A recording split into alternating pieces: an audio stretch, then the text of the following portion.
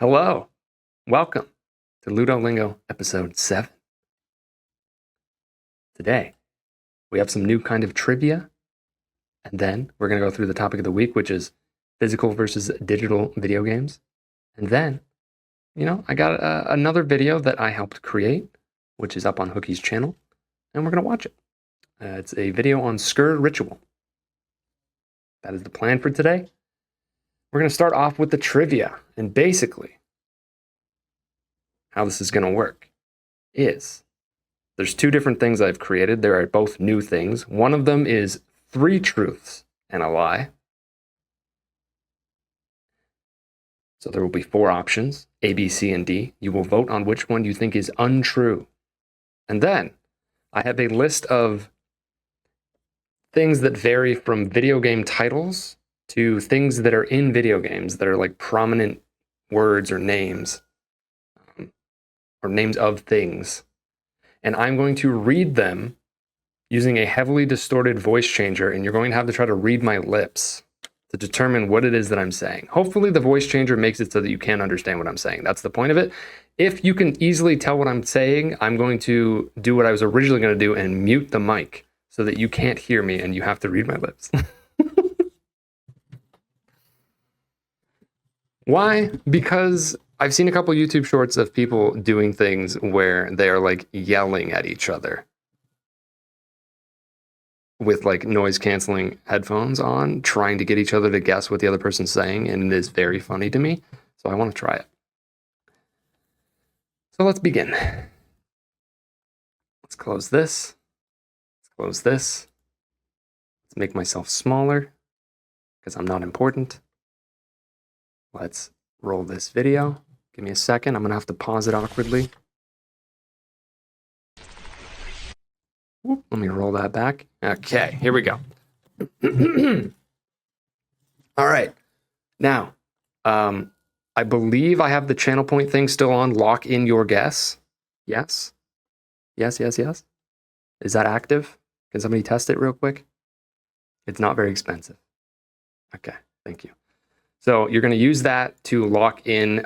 All I want you to write is A, B, C, and D. Do not give reasons. Do not give away why you're choosing. Do not say that you're 100% confident in your answer as to tip off other people so that they know to also pick the same answer.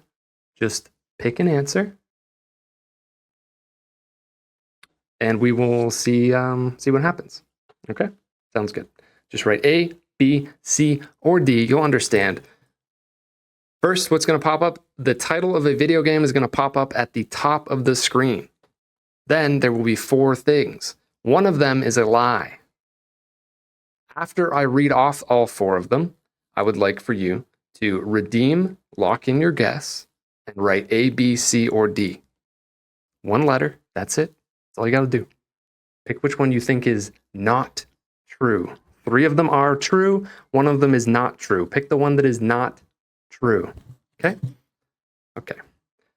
I think actually I should be in the other corner based on where things are here.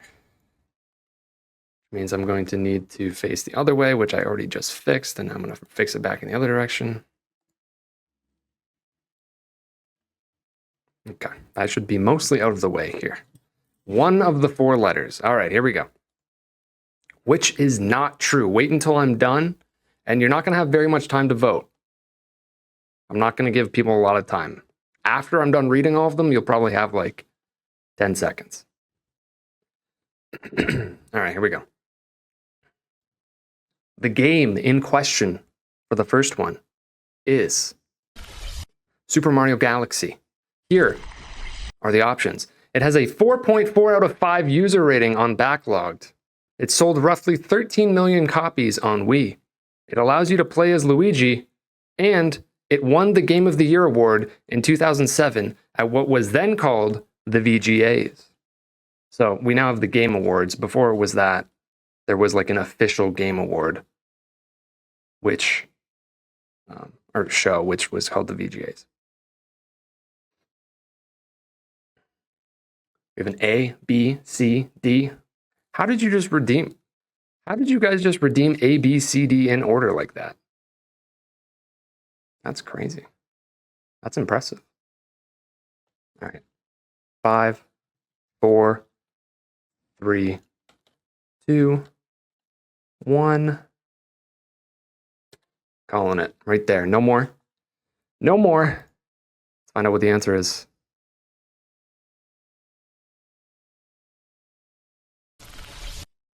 It was not even nominated. I was amazed by this. I thought for sure it won it here. People heavily refer to Mario Galaxy as like the game of the year of 2007.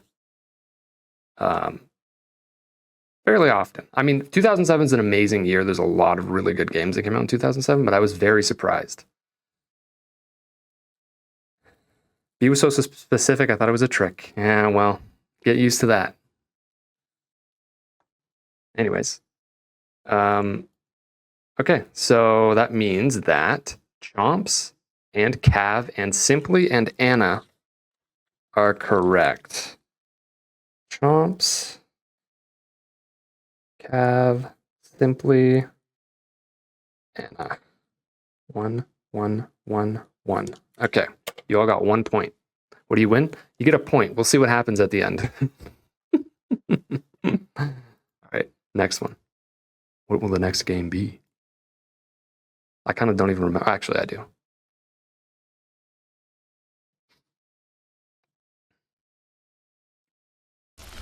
God of War 2 is the second of 8 mainline God of War games. It is directed by Cory Barlog, who went on to direct God of War, the reboot kind of thing, in 2018.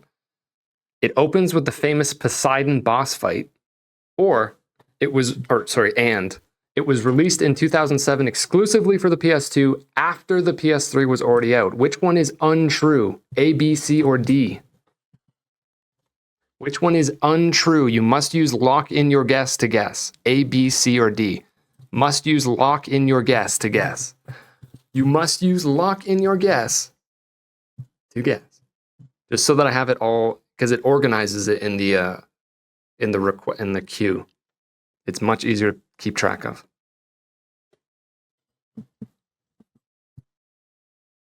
If you want your guess to count, it has to be redeemed through lock in your guess.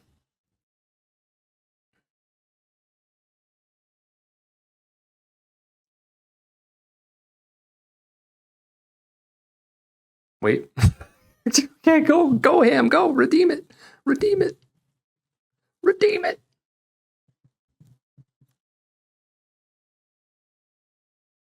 There we go. Okay. Calling it right there. Okay. Let's find out what the answer is.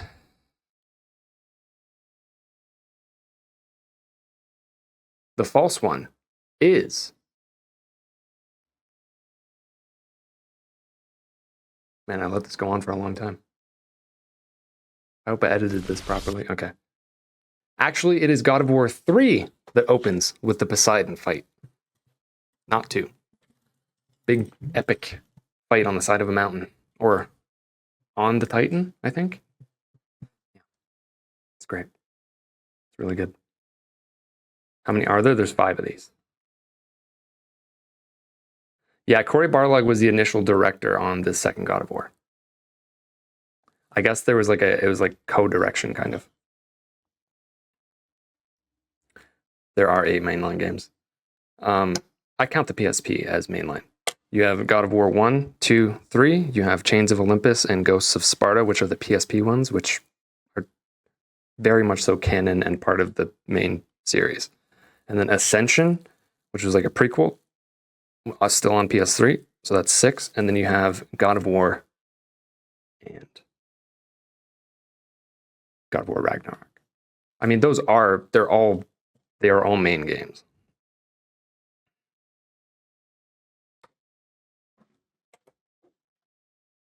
They're really good. They're just as, maybe not just as good, but they're pretty much just as good as the rest of them. So Bringer gets a point. Simply, Chomps, Anna, and Ham. Holy crap, hold on.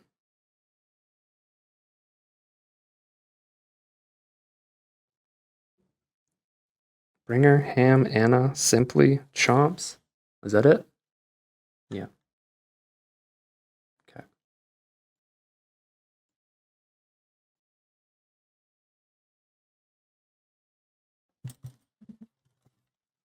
PSP. Well, I didn't play them on the PSP. I played them on PS3. I would recommend that. 8 cow games? Wait. Huh? What? Are there boo questions? No. I don't think so. I'd play 8 cow games? Yeah, me too. All right, next question. Next question. Prepare yourselves. Final Fantasy 15. Which one is untrue? Had an upgraded version named Royale Edition. Was originally titled Final Fantasy Versus 13.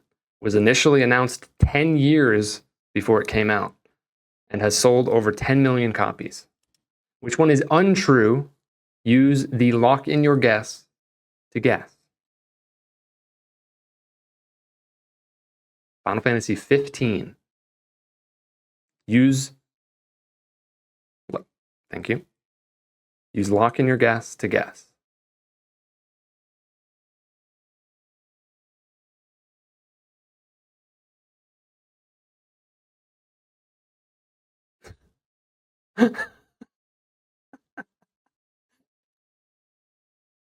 Five, 4, 3, 2, 1.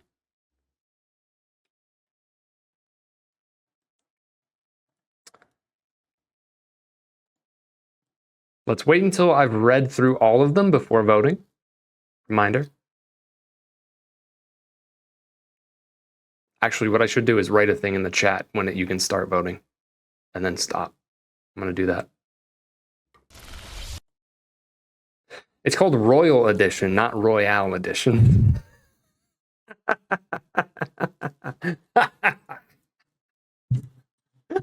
There's no E. Otherwise, it's almost the same. I assume that was the trick. Yeah, it sure was. All right. Bringer. Turbo's on the list. Bringer. Anna, Simply, Chomps.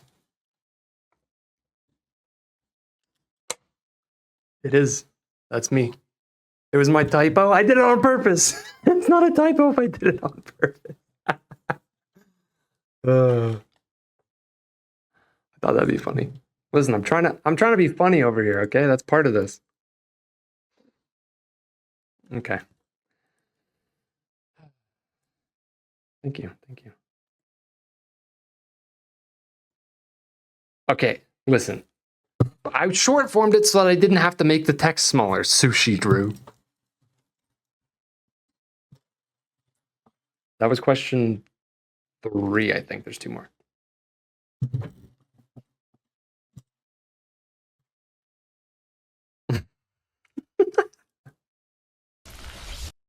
Next one, Super Smash Bros. Melee. Was a GameCube launch title, had 26 playable characters, is the best-selling GameCube game at around 7 million, and was included at EVO 2007 and EVO 2014, 15, 16, 17, and 18. There, I typed go, now you can go. Which one is untrue? Make sure to use the redemption to guess. Nobody wants to guess. I should give more points to people, right, that guess quickly or first. We have an A. We have a D. All right, I'm gonna can't give a ton of time here. 5, 4, 3, 2, 1. Cutting it off.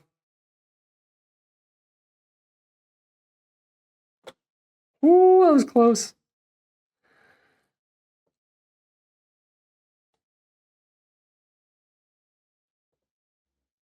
Ready for this one? You're gonna be annoyed at this one too.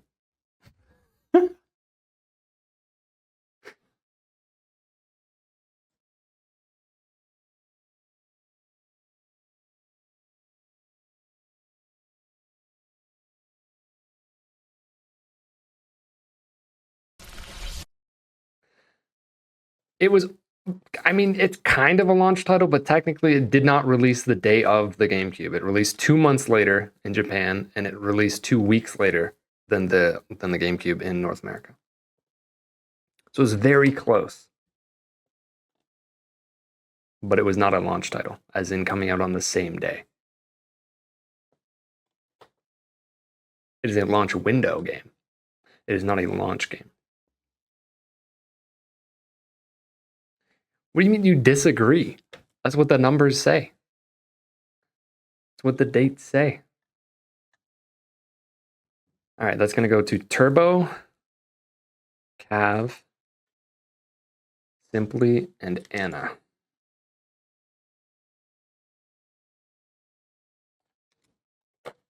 Respectfully disagree. Disagreeing with facts. It came out in the GameCube came out in September of 2001, and then it released in November, and then it came out. The GameCube came out in November, mid-November, in North America, and then Smash came out in December, like early December. All right, there's one more of these, and then we're going to move on to the other thing. Alternative. You thought you voted A, and then I did C? Oh, that's awkward. That's awkward. All right. Here we go. Wait until I post the lines to vote. Don't redeem a vote until I post the lines, and then once I post the lines again, it will be over. Also, I can't give everyone too much time because I don't want people like looking things up, obviously. So, all right. Naked Grandma. Classic. Elden Ring for the final game is the second highest rated PS5 game on OpenCritic at 95. In early development, it was intended to be called Dark Souls 4. It has sold roughly 30 million copies, and there are 4 physical damage types: standard, strike, slash, and pierce. Feel free to answer. What is untrue? Which one is untrue? A, B, C, or D?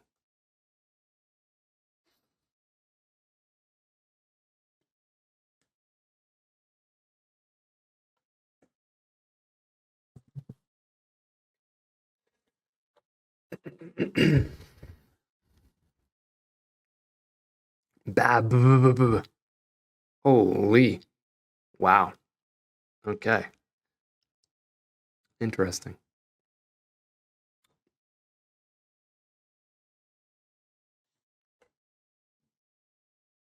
Hmm.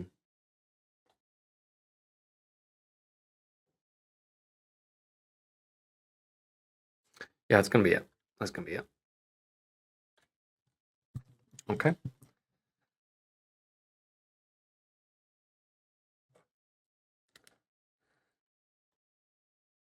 You're currently playing it? Okay. Well, let's see.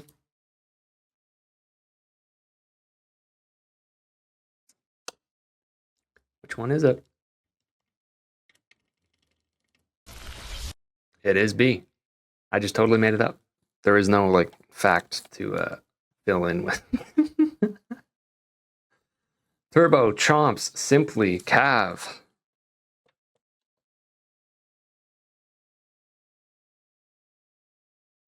And Bringer. And Anna. Well then. Yeah, I do know that. I mean, it basically is Dark Souls 4 and 5. I've always said Elden Ring is Dark Souls 4 and 5. And Shadow of the Erd Tree is Dark Souls 6. Okay, that's the end of that, but there's more trivia. No, it's not over. It's not over. All right. Now, I guess I don't need this. Okay, so what we're going to do is 10 truths and a lie. That'd be crazy. I might need to do. I'm gonna have to rethink. I'm gonna have to rethink that one because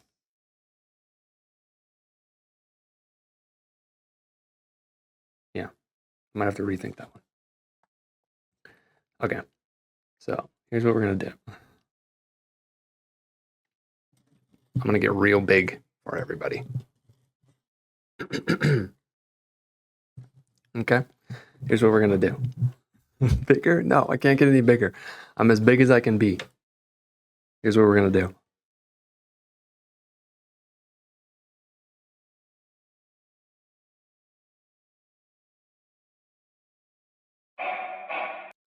Tell me how. I want, just before we start actually doing the thing, I want you to tell me what I say once I turn the voice changer on. I want to see if you can tell what I'm saying. I'm just going to say like somewhat normal sentences, okay? I want to see if it's distorted enough to be throwing people off. Genuinely try to tell me what I'm saying. This is practice. I just want to know if the voice changer is working the way I want it to. This is mostly about lip reading. And the voice is supposed to be a distraction. If it's too easy to guess what I'm saying, then I'm gonna go silent. All right.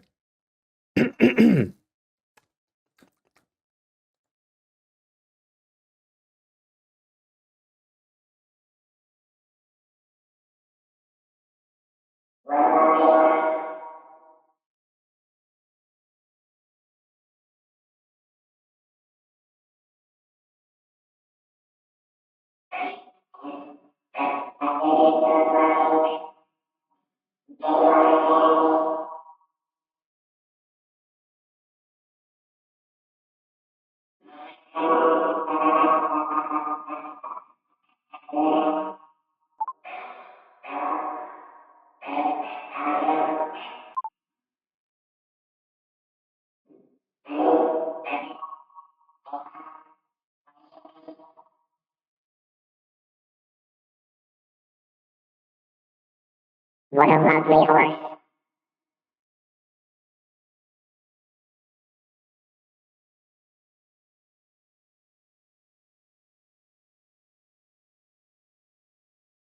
Okay.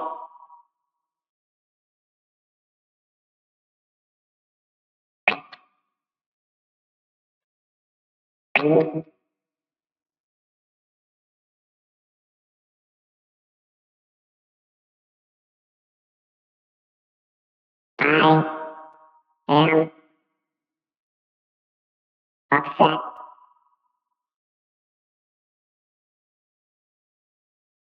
Okay, so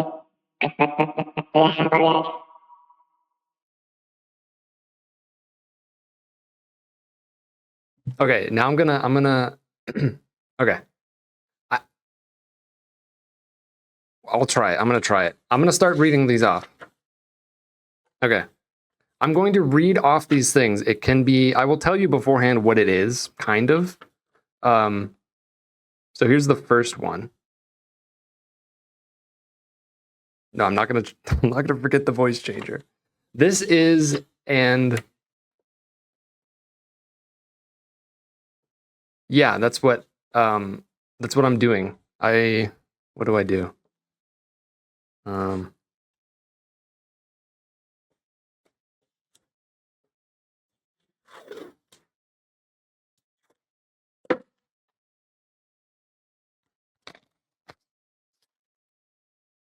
That's not gonna work. I was gonna like hold this up or stick it to my face. That's not gonna work, is it? Pac-Man from far away in a huge hall. You're not supposed to listen to what I'm saying. You're supposed to be reading my lips to try to figure it out. I guess I could do that. Okay. All right. I'll hold my hand up. I'll hold my hand up when I'm saying the phrase. Okay. So this first one is going to be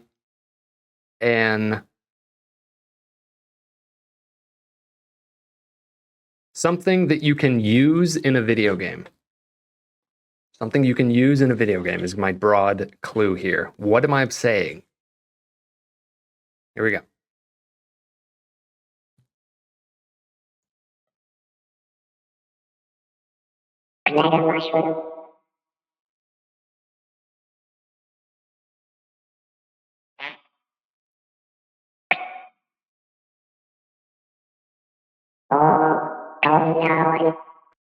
Wow. Immediately got it. Bringer. Maybe it's too easy. Hold on. Was that obvious to everybody? I might have to turn up the distortion a little bit.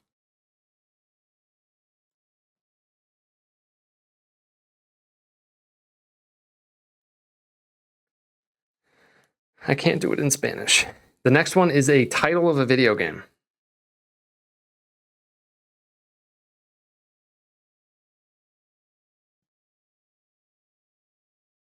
It's too delayed.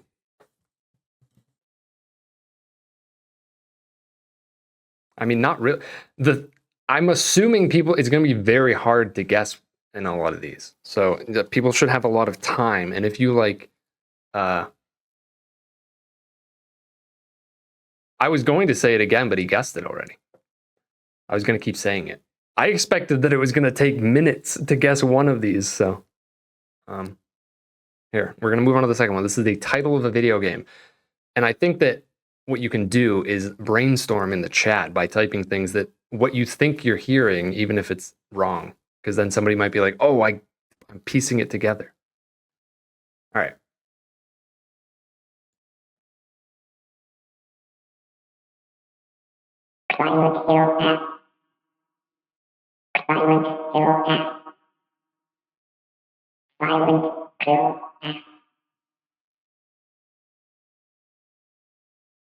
Wow. What the hell?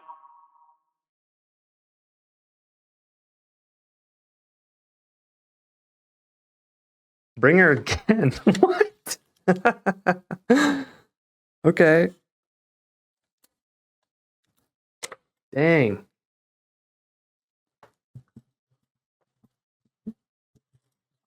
Dang.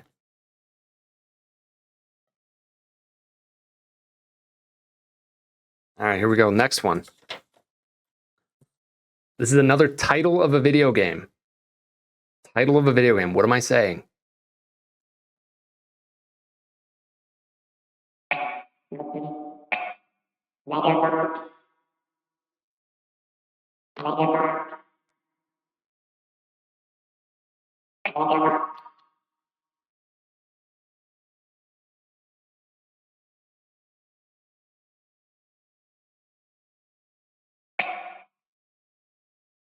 You got it again. It's Mega Bonk. Oh my god. For this one, I didn't clarify. I should have. For this one, you don't have to you don't need to redeem. I'm gonna give that one to Turbo. You might as well, because I want people to be able to write quickly. So you don't need to redeem. That was just a typo.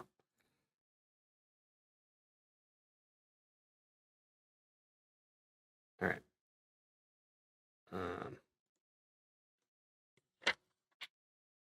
Okay, this is a little bit of a longer one. This is, again, a video game title.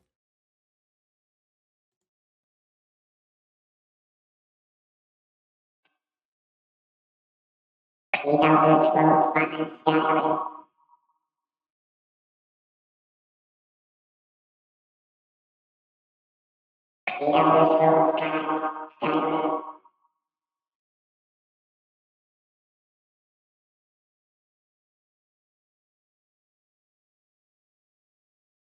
Yep, I said The Elder Scrolls 5 Skyrim. Nice. Give it the chomps. You both said Final Fantasy 7. Interesting. I kind of want to like go back and listen to what it was.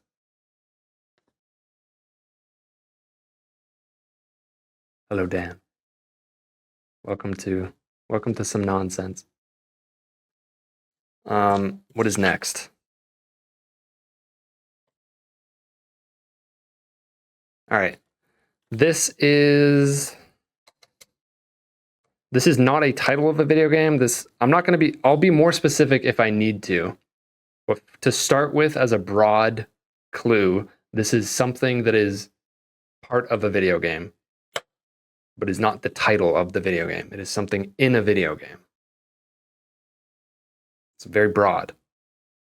Like, it is broad, as in it is not specific. The clue is like, it's just in a video game. If I need to, I will give a more specific clue. But to start out, I'm not going to.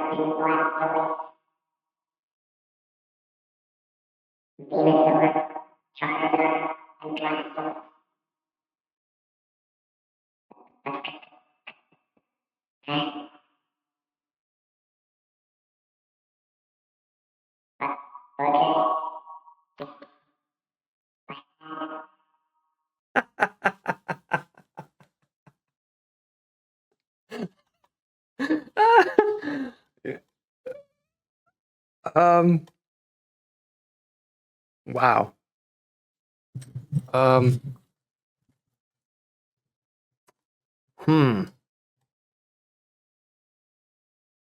The Jamie Lee Curtis, what? Okay, well, okay. Who? All right, chat, I will have you decide. Well, I don't know. I think I said Venusaur, Charizard, and Blastoise. Trump said Venusaur, Thing, Blastoise, Chara, and Bringer said Venture, Charchard, Blastpids. So,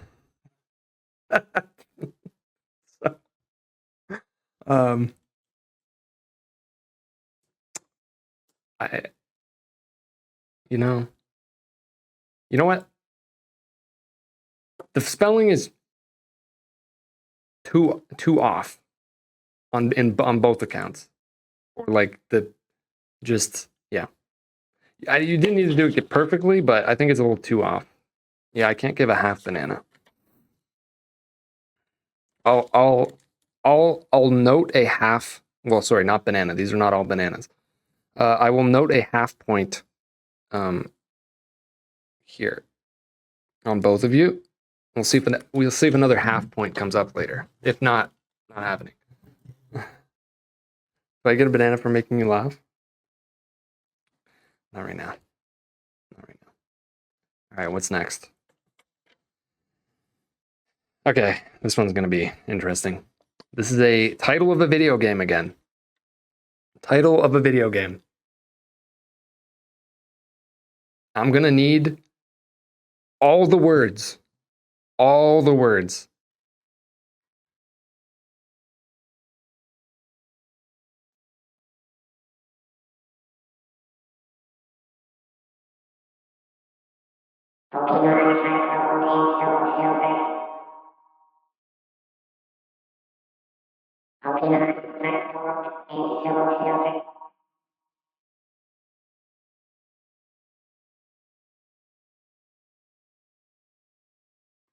Bringer got it again. Holy crap.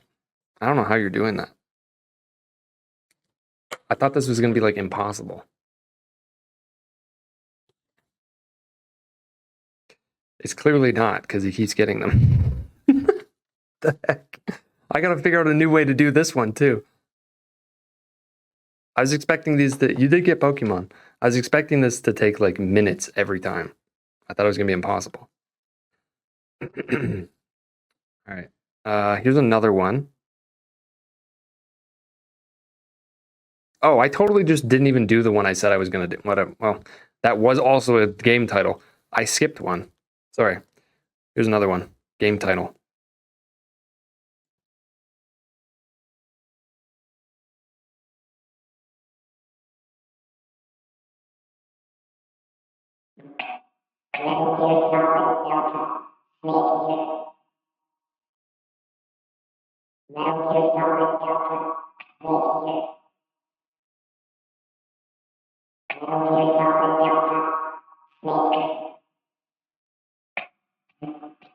Ow! What is going? This must be, man. Metal Alien Stepmom? What? Oh no. Should I play that on stream? Metal Alien Stepmom? Bringers, yeah, I don't know what's going on here. It's crazy. Okay. There's one more I have. That one was easier. Fair enough. You did get metal. Here's another one. Obviously, it's video game related. I'm not going to give any clue, though, to specify here. Either somebody's going to get it, or I will specify after.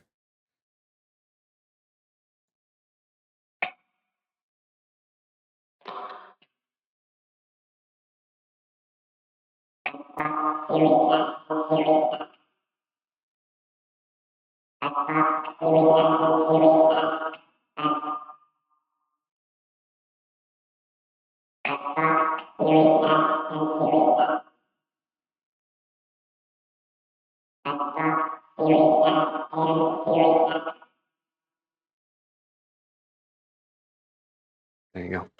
Yep. Eddie got there. Eddie got there. I was like, oh no, he only got half of it. Yeah, I was saying Xbox Series S and Series X. It's so hard to say.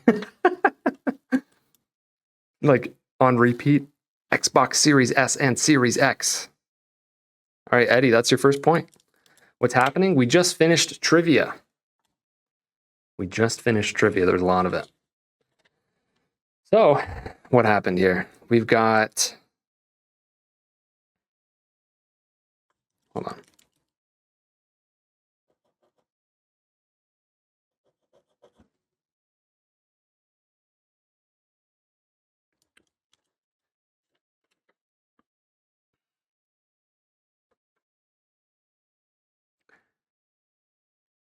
Yeah, we're gonna get rid of the half points.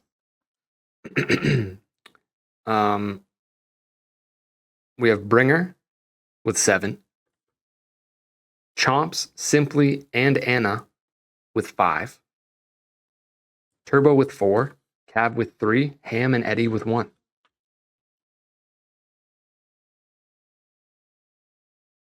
Yeah, I realize I probably shouldn't have specified that it was a game title. Maybe I should just not specify what it is. I think. So, how are we going to do this? I will give 3 bananas to Bringer for winning.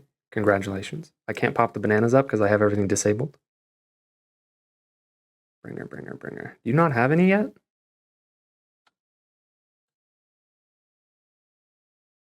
How do you not have any? I guess not. Okay. Bringer with 3 bananas.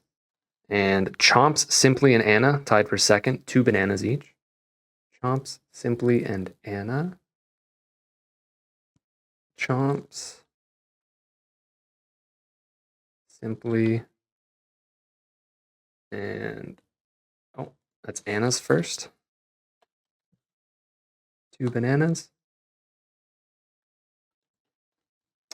And Turbo in third, I will give 1 banana. Turbo's also, oh no, yeah. Okay, here we go. All right, congratulations.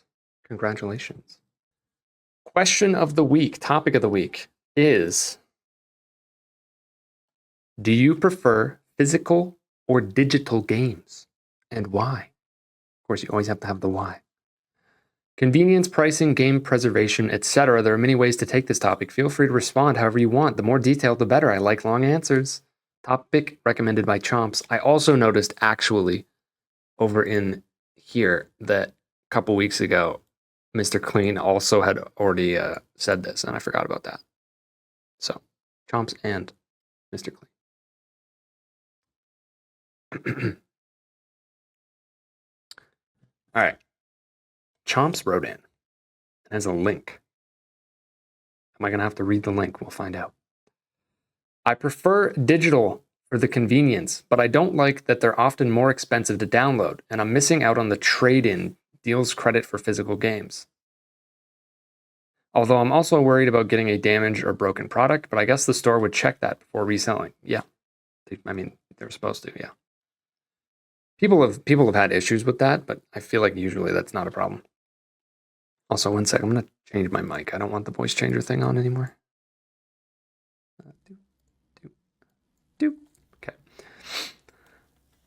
I also don't like how digital products, even though you buy the full game, can technically be considered just leases or licensed to buy the game, like they aren't fully owned by the purchaser, and the developer can withdraw the purchaser's access to a game without refunding. I think I've heard something about Nintendo talking about this recently as well, extending this leasing to the Switch console itself. Yeah, so that is definitely a thing, and there's like, I know that there's some sort of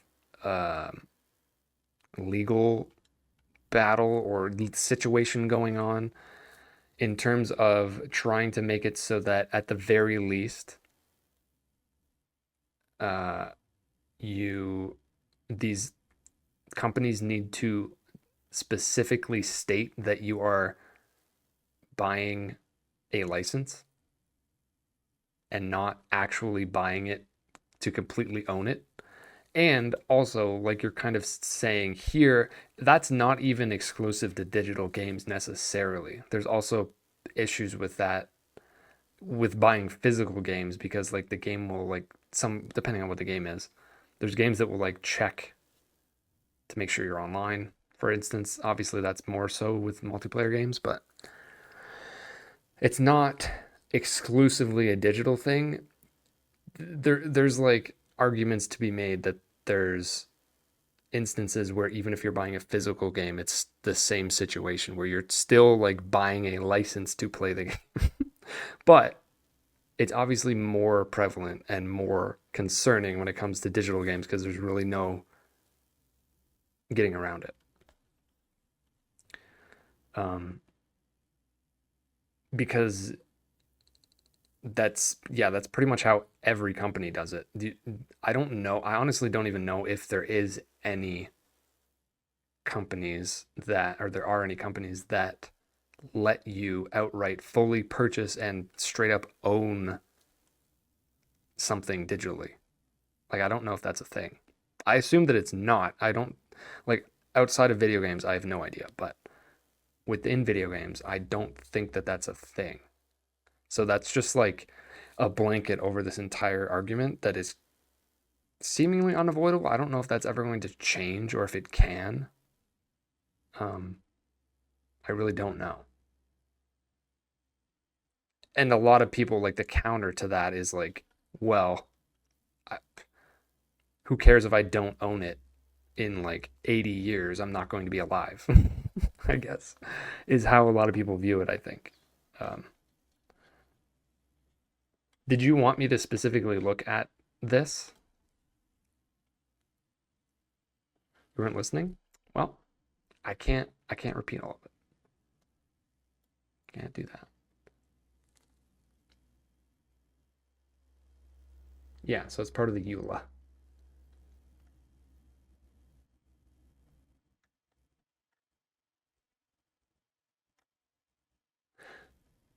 Is this of, see, is this of the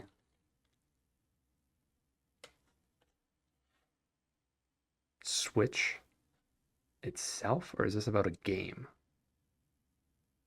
Oh no, yeah, this is about the system.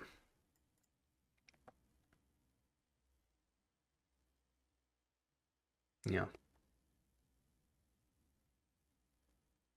Yeah, the problem is with a lot of this stuff is that it's like stuff obviously people aren't going to read and are therefore just not going to clearly don't care about very much considering the amount that sales have shifted to digital. um, but yeah, that's just across the board. Anything that is digital is a license. But I don't really even know, like, I don't know if it's going to change the, um, if the, whatever is going on, I think it's in the UK, about making sure to label things as licensing to buy instead of saying buy, because technically that's lying. I don't know if that's going to actually make people stop. I don't think that's going to change anything. So even if they fix the terminology, I think you were still in the same situation. But yeah, I generally agree.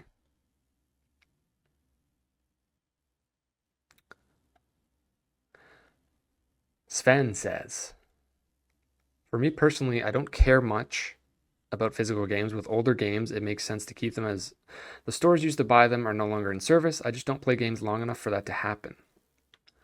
I also do a lot of research about the game before I buy it, so I don't need to worry about not or having regret of buying it, then wanting to return or exchange. Digital games are so much more convenient, of course.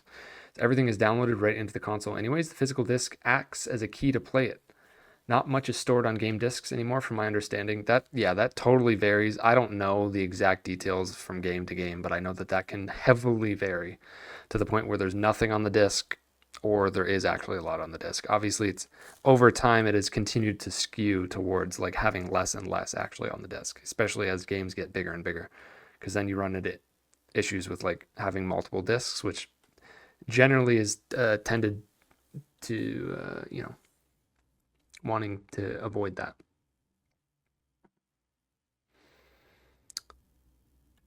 In terms of devs locking a digital game after you've bought it, they can do that for a physical disc too if the console is connected to Wi-Fi.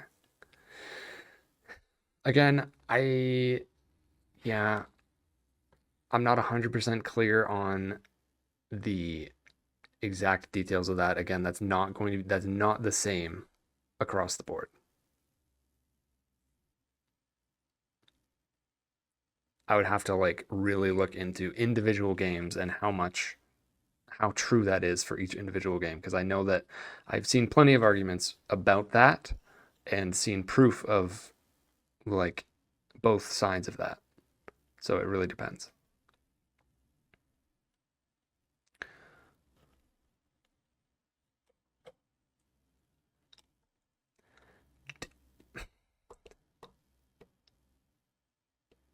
Generally, I don't really see anything wrong with anything you're saying here though. Like it all makes sense. Even if it's not necessarily 100% true in all of these cases, like some of this is arguable or not arguable, but like not always true.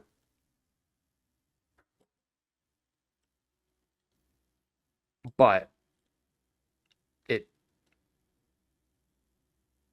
it makes sense as a preference to want like physical for these reasons.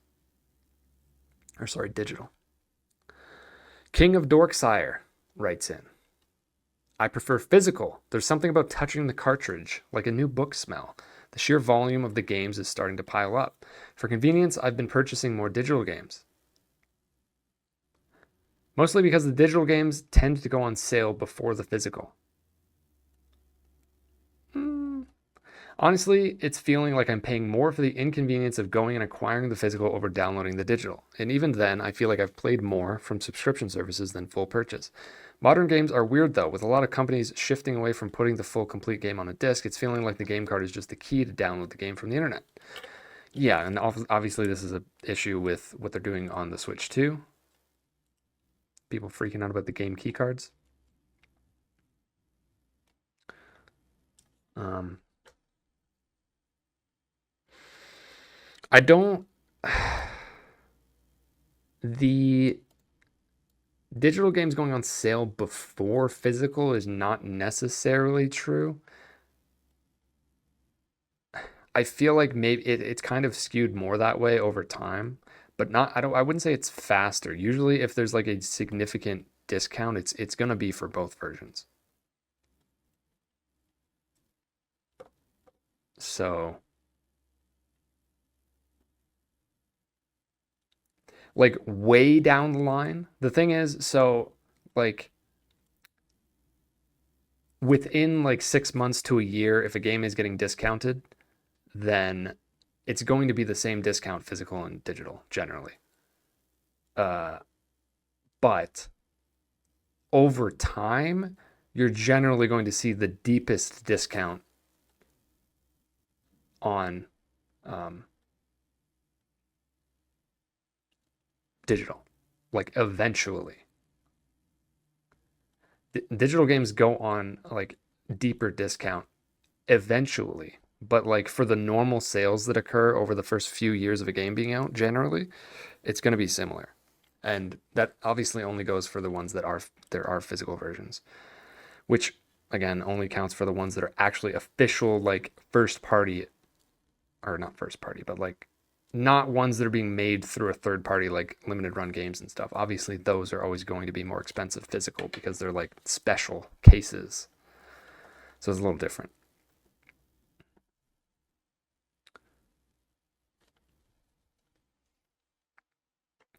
If the digital products were cheaper than the physical, which they should be, sorry, this is Eddie writing in.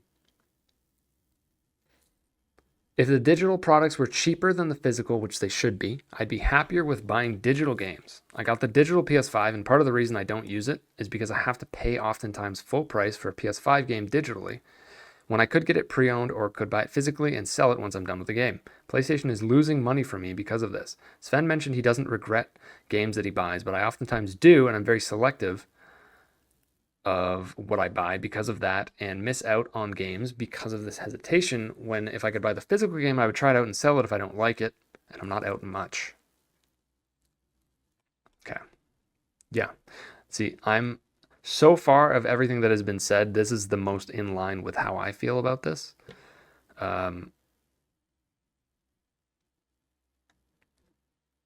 it is odd that I mean, there's reasons and it makes sense why there's parity between the physical and the digital versions. Like they don't want to screw over the companies that are allowing them to sell their physical games, which I mean, obviously, over time again has gone down and down the amount of companies that are actually still doing that.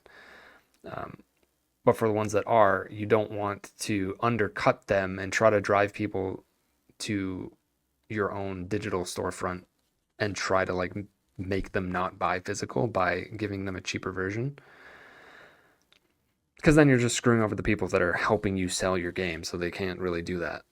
At least that's my assumption as to why they generally remain the same price and like get sales at the same time. And yeah, but I also agree that I feel much more comfortable buying a especially full price newer game physically than digitally, even if I'm confident of how much I'm going to like it or whatever. It is like, obviously, I sell a lot of the games that I buy, and if I didn't, I would not be able to afford the amount of games that I play. Uh, so that, I mean, as we'll get to as I get to my point at the end, that's really like the main thing for me, and it seems like that's what Eddie's saying too.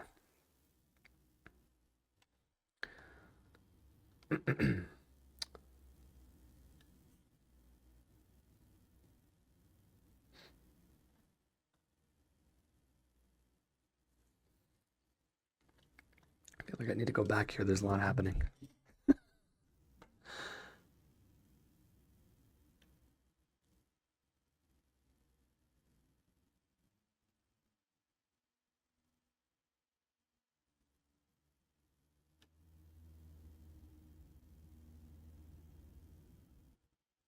You did a video answer? Sure, we can try that. I trust that, right? It's not going to be anything crazy in there.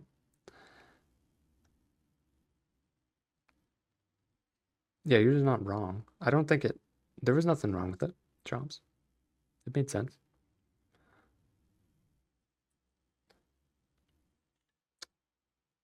Um,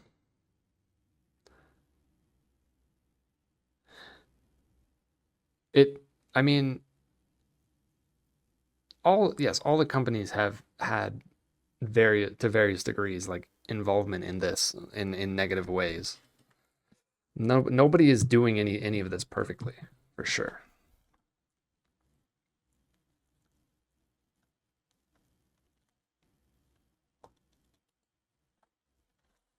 Oh yes, ads. I'll wait. I'll wait while there's ads.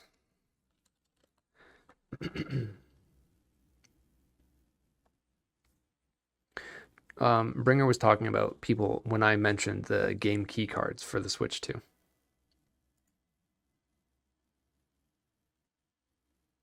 Restart your account so there are no ads? Is that how that works? I don't think it is. Hello, Ranwood. Ran to the wid, to the wid, to the ran. This? I already don't remember what I just said. Oh, about doing this correctly? Yeah, um in terms of like pricing things properly when it comes to like physical versus digital, or um the clarity on exactly what it is that you're purchasing. Like there's a lot of ambiguity in wording across the board because everyone just says buy, B-U-Y, buy, and you're not fully buying things. And yeah, it's debatable how much people really care about that, because even like I feel like a lot of people do know that, or even people that don't know that you're not actually buying the game, if told that that was the case, don't care. So like I don't care. Like that, knowing that I'm buying a license and not buying a like fully owning the game is completely irrelevant to me. Let's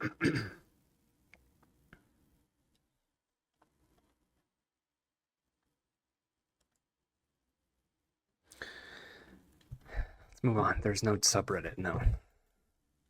Do you think they're using that to their advantage, kind of going, oh, it's all new and doesn't have a standard regulation yet, so we get to make our own rules?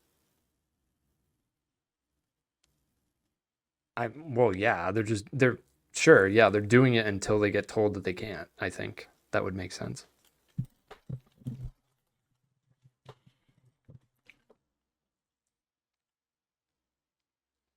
Which is currently like in the process of happening. I believe it is in the UK, but I haven't really looked into it. All right, we're on to the next write-in from Turbo Creamer. I'd say I learn. Let me try that again. I'd say I lean more towards digital, but have a soft spot for physical copies. It feels good to actually own the thing, the actual disc, cartridge, and all. It's nice to look at them and think, yeah, that shit is mine. That said, I've mostly moved to digital because of convenience and price. Digital games are usually cheaper because of sales, and I can grab them instantly without waiting for shipping or worrying about pre-orders arriving late. Cough, cough, Xenoblade X. Bought that game twice because my copy didn't arrive on launch day. But that's just a me problem. To sum it up, price wins for me, especially since where I live, products tend to cost more than they do elsewhere. I only buy physical if it's a special game I really want or if it's a solid deal. Digital might get you the best deals, but physical gives you the best feels.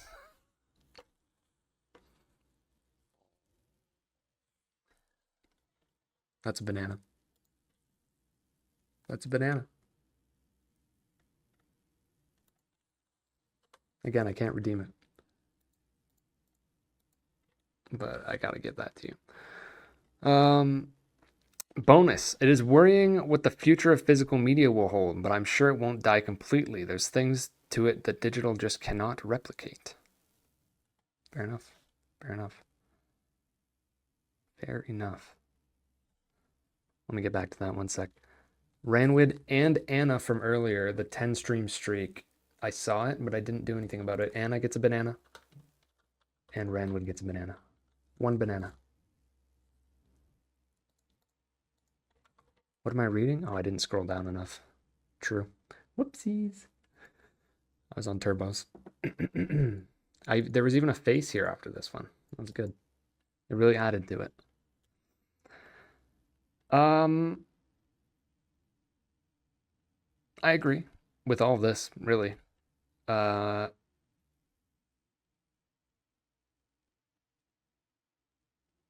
It's interesting when it comes to like other countries and stuff. I know that on a regional basis, there's certain places where like physical copies are insanely expensive, and you're better off like switching your region of your console to where you don't live somewhere else, and then like buying things digitally at a cheaper price and stuff. I know people do things like that, or even like importing physically from across the world to get around stuff like that. In both cases, there's instances of that. So, I mean, that's annoying for sure. Um, it's annoying that that's the case, and then it's annoying that like it's a possibility for you to do that, and that because that makes it even more inconvenient. Kind of defeats the purpose of it being an inconvenient or a convenient thing.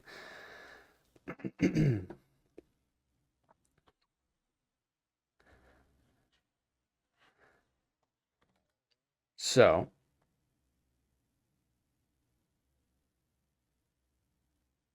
yeah, I get it. I get it. I get wanting the physical thing. It feels, even if you're technically still not owning it in some cases, it does feel more like it's yours when you actually have a physical thing. I get that.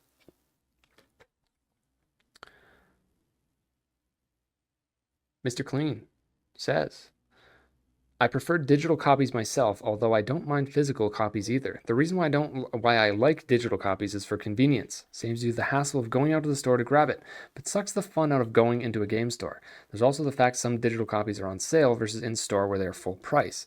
Digital copy also means you can download the game, immediately play it without having to use a cartridge. Okay. Yep. I mean, that's pretty much like the baseline. I feel like that's like the default baseline statement when it comes to digital, like without getting into the weeds about all of these other reasons and stuff. That pretty much sums up the main point that people make about digital. I just read yours, Mr. Clean. Great timing. I literally just read yours. I've not talked about instruction booklets, Ranwood, because those are not a part of physical games anymore, so they're irrelevant, unfortunately.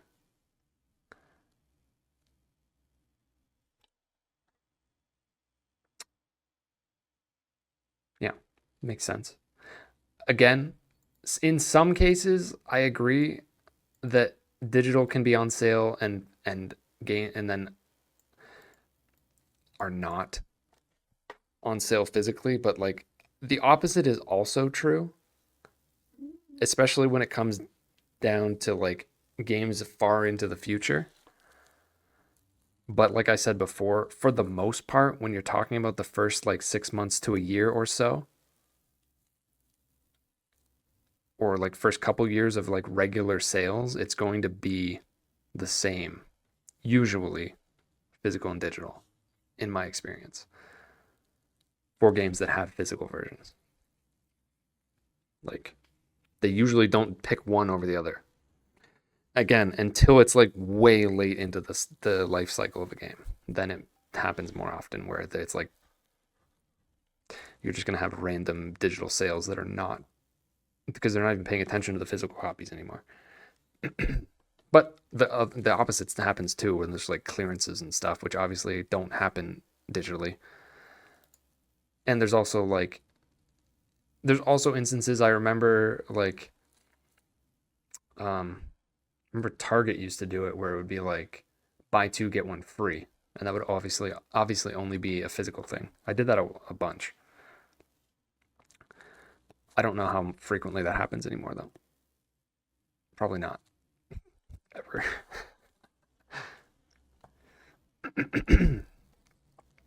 I'll lose my voice. No, Mr. Clean. I can't. Listen, I didn't ask people to record the deaths. That just happened. But I appreciate that he was. I didn't want people knowing exactly how many times I died. I passed the 12 mark. It was over. We already had the winner from the 12. So, welcome on, Mr. Clean. Welcome on in, Mr. Clean. Doing great. Did a bunch of trivia already. It was very silly. I thought it was 117. And now we're moving on. We've made it mostly through the topic of the week, but we still have a few write-ins left. Next one is Anna. Hello, I'm Anna. I prefer physical copies because you can get a bundle if you collect stuff.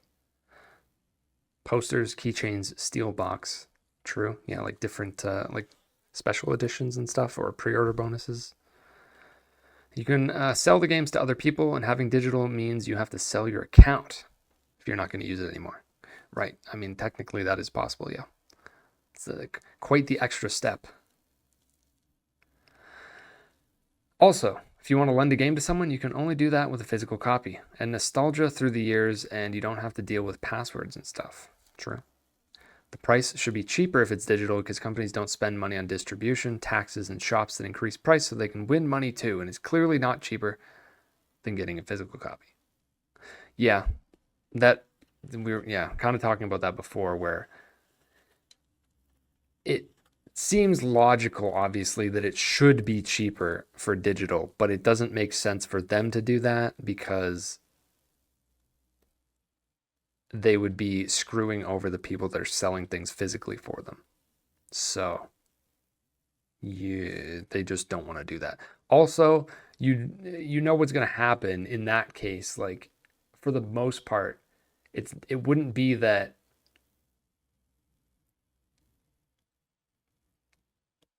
what would happen in that instance is that physical game prices would go up, not the digital game prices would go down. If the answer is for them to not be the same price because digital should be cheaper, that's not going to make them make digital cheaper than they are right now. It's going to make physical go up and digital not go up. If anything, if there was like an actual commitment to that happening, that's what would happen. Game prices would go up only physically, because also they don't want, like, all these companies are trying to push people towards digital anyways, because they don't want to deal with all of that. They want people to buy things digitally. Although they also want people to pay the ridiculous prices of like special editions and stuff. That is true, Mr. Clean. They did implement that, which comes at the cost of another thing that was in some ways better than that, because you could already game share online, and now it's more strict about it. It's technically downgrade in some ways, upgrade in some ways. They sold it as if it was a pure upgrade, but it also kind of came at the cost of what you could do previously. Whenever I lend a video game, I never get it back. Well, you got to be more insistent.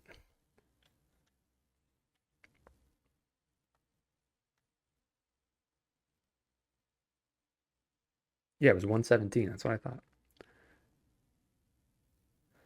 At Anna's point about being able to play physical for years, just remind me that I have bought Skyrim 4 times. Wrecked their first disc by picking it up with resin on my hands.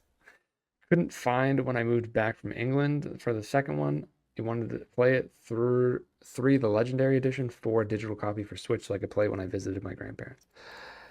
You know, what's funny about that is I have also bought Skyrim 3 times, and I don't even like Skyrim that much. Because I bought it when it came out on PS3. And then I got a new computer for the first time in like 2012, which was the next year, and then ended up buying it pretty cheap on PC because everyone was like, PS3 version sucks. Only only only play it on PC. Only play it on PC, which I mean the PS3 version was definitely messed up. But I didn't have that much issue with it. But yeah, so that was like me testing out my PC that I finally had. And then I bought it on PS4 when the special edition came out because I really don't even know why. Because at that point I was like done with it. I just did. But yeah, I sold the PS3 version and the PS4 version anyway. So I don't know. But yeah, that does happen.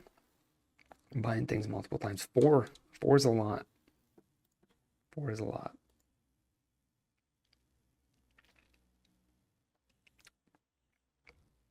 All right. Next. All right, Anna. Ice Waters. Physical games by far the more superior medium over digital. Physical media is more convenient. Wait. Physical media is more convenient compared to digital as you have to, one, download the whole file, and two, is technically a license to play the game. Okay, those are both true. I don't know if that makes it more convenient. Like, technically, physical games, again, in some instances, would take up less space on your hard drive or your SSD, theoretically. And yes, the license thing. But again, like I said before, just because you're buying something physically does not necessarily mean that you're not buying a license to play the game. And yeah, like for the most part, you're downloading a lot of, if not all of the game anyways, and taking up space on the system when you're playing physical. Like that's part of the thing where like clearly these companies do not want people to buy physical and they're trying to move away from it because they're just making physical more like digital in like every way basically. For all of the big three, when purchasing a digital game, you're agreeing to a license agreement where you do not own the game. Furthermore, the game can be taken away from you while taking up most of the storage and may or may not be reimbursed if your account is lost. Again, I wish that that was only the case with digital. I just, more and more, I feel as though that is also true for physical. Physical media stores some, if not most of the game to help on storage and as well allows you to actually own the game without a license. And I also like collecting. Physical games also has far more benefit, especially when it comes to reimbursement and loaning, as you can return the game, sell the game, lend it to someone who wants to play the game. Yes, now there I 100% agree. I agree. It's easier in every way, besides having to insert what game you want to play. Now, I did mention Nintendo with the new agreements they've done. They can brick your physical games if it has been copied and also your console. Yeah, that's a whole different conversation, and I don't know enough about it. I know there was a lot of misinformation on that.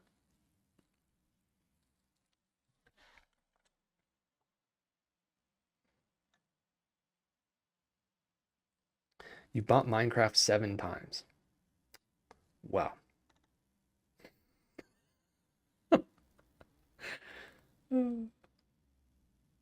Now, actually, you said and one. So you said all the. You bought it on Switch, Xbox, PC, phone, but you bought it for a friend. You say that. Now I realize I think I bought about 7 copies of Slay the Spire, I think, but it was mostly to give them away. But I have it. Well, I bought it for myself twice, and I believe I bought 5 copies of it. Other than that, to give away. But that's just because I wanted more people to have it.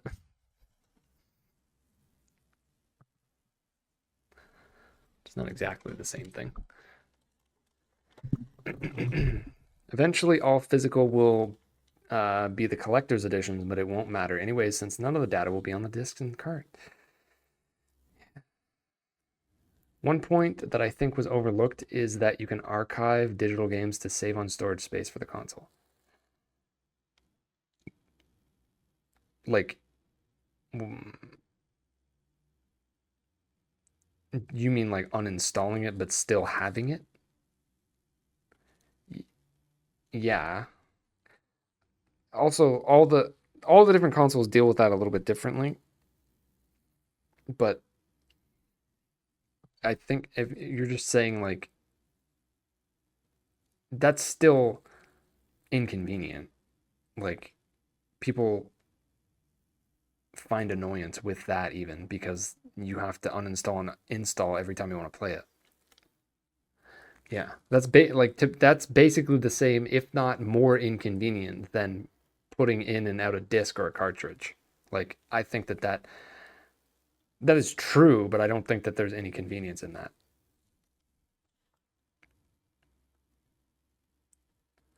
Bought Amnesia Dark Descent like 5 times because I keep forgetting the digital storefronts I got it from.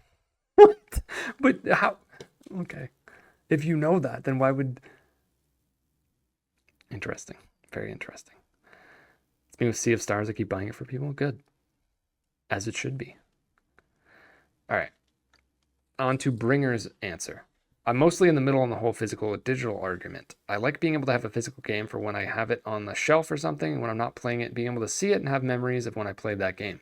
On the other hand, physical games can be a pain because sometimes you have to wait like an extra month or two to play a game that first released digital, and you have to avoid spoilers. And physical games have the possibility to be stolen or damaged, so that could be $40 to $70 just gone or unusable. It's true. I like digital because I can get great deal on games. You can save a lot of money by waiting for sales on a game you want to buy and buy it digital because physical games don't go on sale nearly as much. Again, partially agree, depends on the timing. Uh, Digital games can be accessed easier since you don't have to get up every time you want to play it, of course. Downside of digital is you can lose the rights to play the game you paid money for if the servers go down.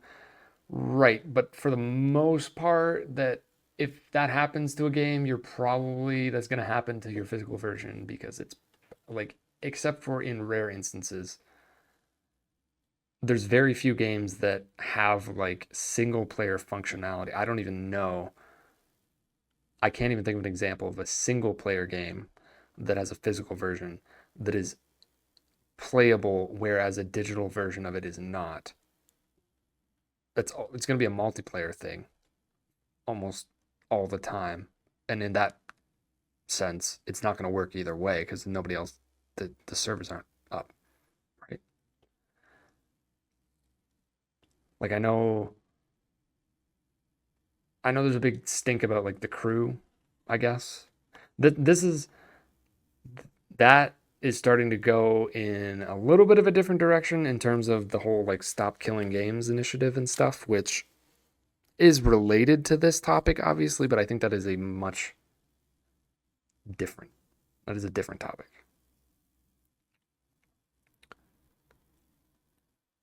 Um, that I'm gonna try to not go into because I'm not. I feel like in a lot of ways, I disagree with that movement. It's very complicated. I forget where I was.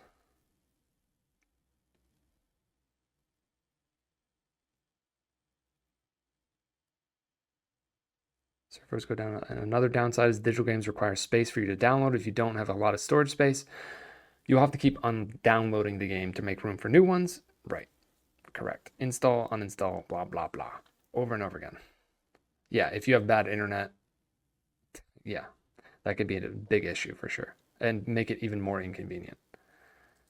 Um, I slightly prefer physical if I can get them at a decent price, but if I cannot get them, digital to save money. Yeah, makes sense. Makes sense.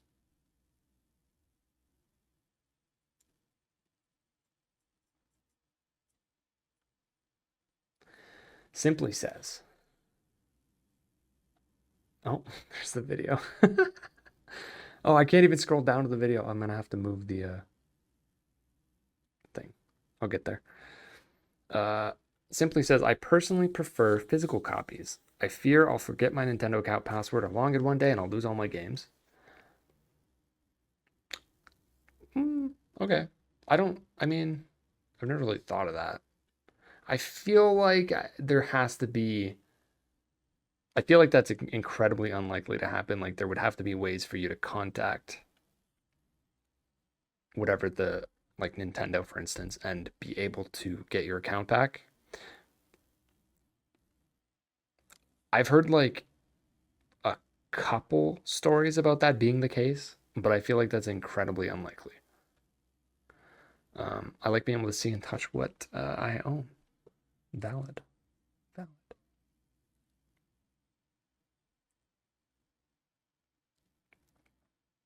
Never really owned a digital game in the past. I don't have an interest in trying it. Wow, none. That's interesting. I don't think wow. It's not unlikely for me. Oh no. They're just gonna ignore you. They're gonna be like, yeah, whatever. I know that has happened to people where like they can't get into their account, but then like they do by contacting, whether it be Sony or Microsoft or um, PlayStation or Valve or whatever.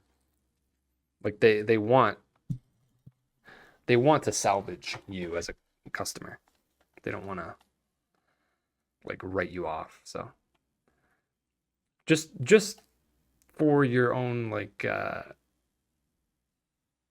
peace of mind, I don't think that would happen. Although, like I said, somebody wrote into a podcast that I listened to like a few months ago about something like that happening and them not being able to get their account back. But that's like one instance over. I've never heard of that happening otherwise. And yeah, I don't know.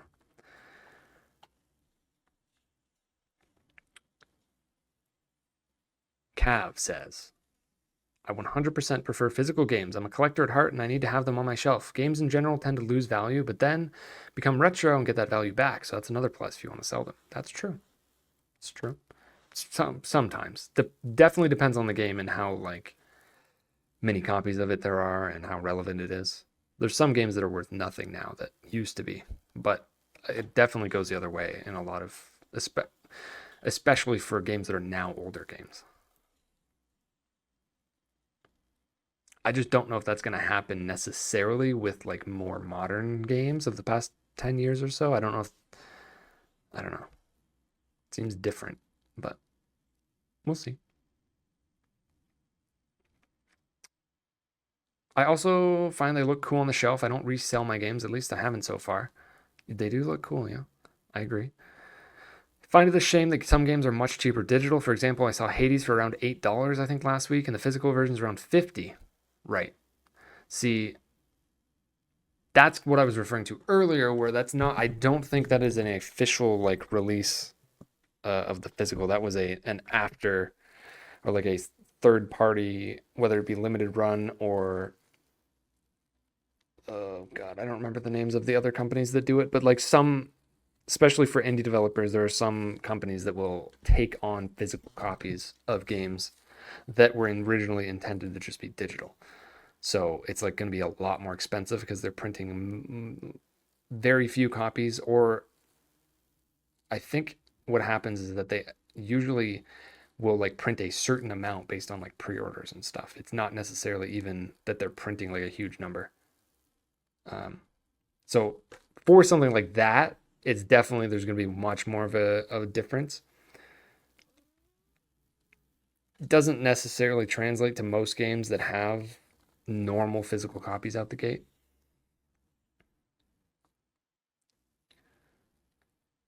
But it varies, obviously. $50 used, but that's the price I'm willing to pay for physical games. Fair enough. Even in the process of looking for a physical copy of a game I already own digitally, call me crazy. That's not crazy. I don't think that's crazy. If you like having them, that's, why not? They are cool to have. They're cool to hold. They're cool to point at, look at. I agree.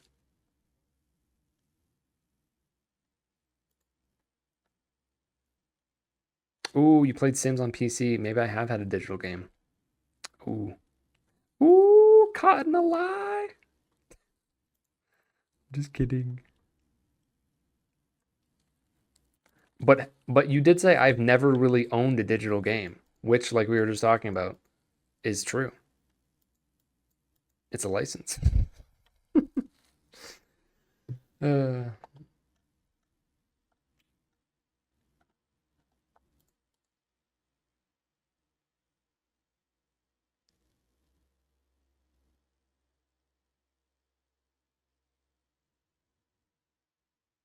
but it's you asking? Wait, why are you trying? Chomps, you're trying to get him to ask me a question, but not you ask me a question?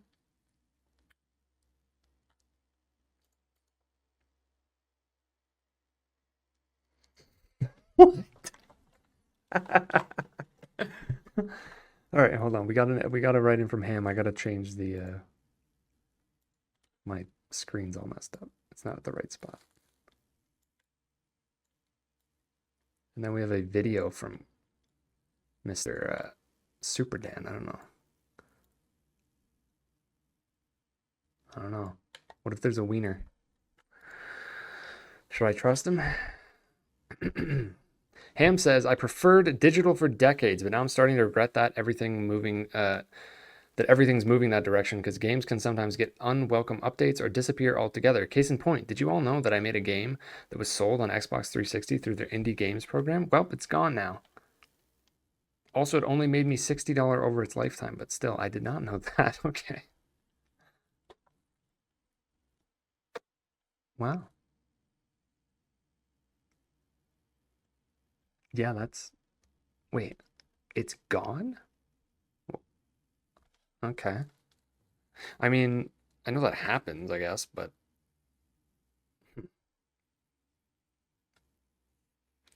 usually that's happening because, like, an issue with licensing on the part of the person who made the game, not just randomly. No, we. It looks like it's a video of the some physical games. I see him. I see Mario, and I see a Mario. I see Luigi. You know, as someone who's a collector of video games, it's really hard to fill a shelf with digital purchases. And when you're getting such items in games, sometimes we'd get cool little trinkets, you know? For example, these cool little booklets, which aren't as necessary anymore in modern titles. But they would lead to cool things such as posters. And then one of my favorite items that I've ever He gotten just throws would it. be a video game. What? Because who doesn't want to be like Michael Jackson? Who's bad?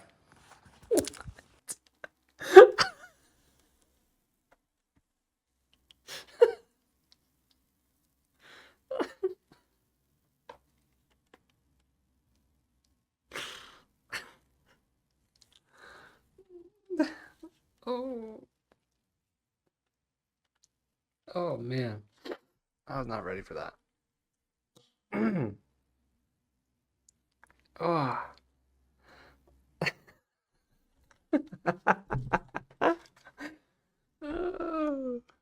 It's like, what are you gonna do with that hand? I thought you were gonna give the. You didn't do it. Gotta give Daniel a shout out for that one. Holy. Yeah. Yep. Wow. Oh my god. That's great. I love you just chucked the game.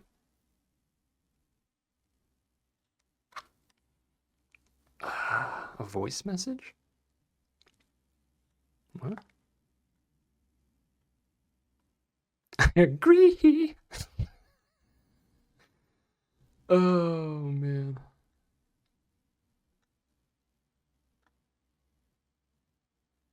I admit I have sometimes. Oh. Oh no. Oh god.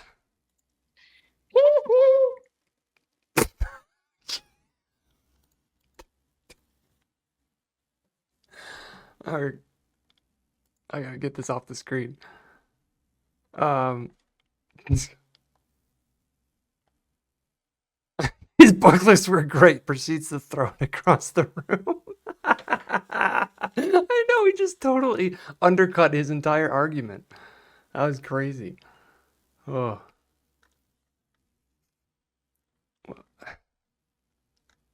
It's like I love having these and like taking care of them and nicely displaying them on the shelf.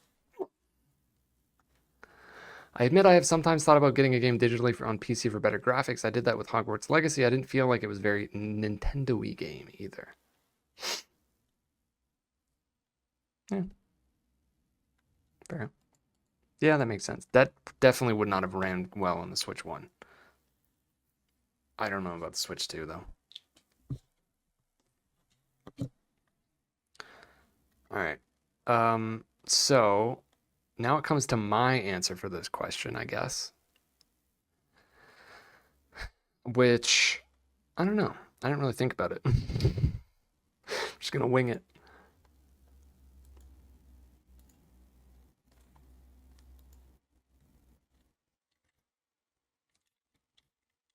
I do have some physical games, obviously. Obviously.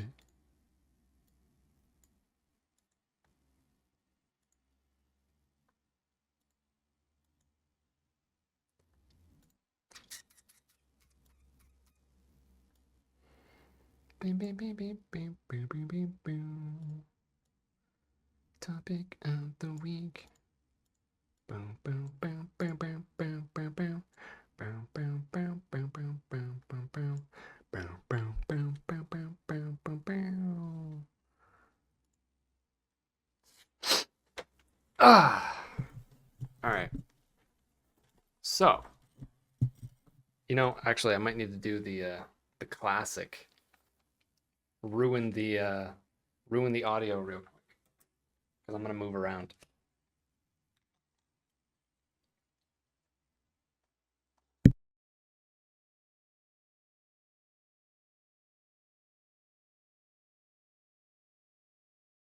Doot doot doot doot doot doot. Yo, sup, sup, bruh. Um.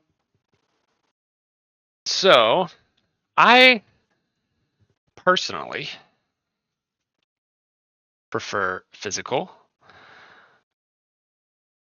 I mean, for a lot of the reasons that other people said, I think the convenience thing is that's like the main reason, as we've seen here, that people point towards digital is convenience, and I don't really care about that. Um, I don't think that that's a great reason to pick digital over physical. I don't even know how to articulate that because it's obviously makes sense, and it is annoying to try to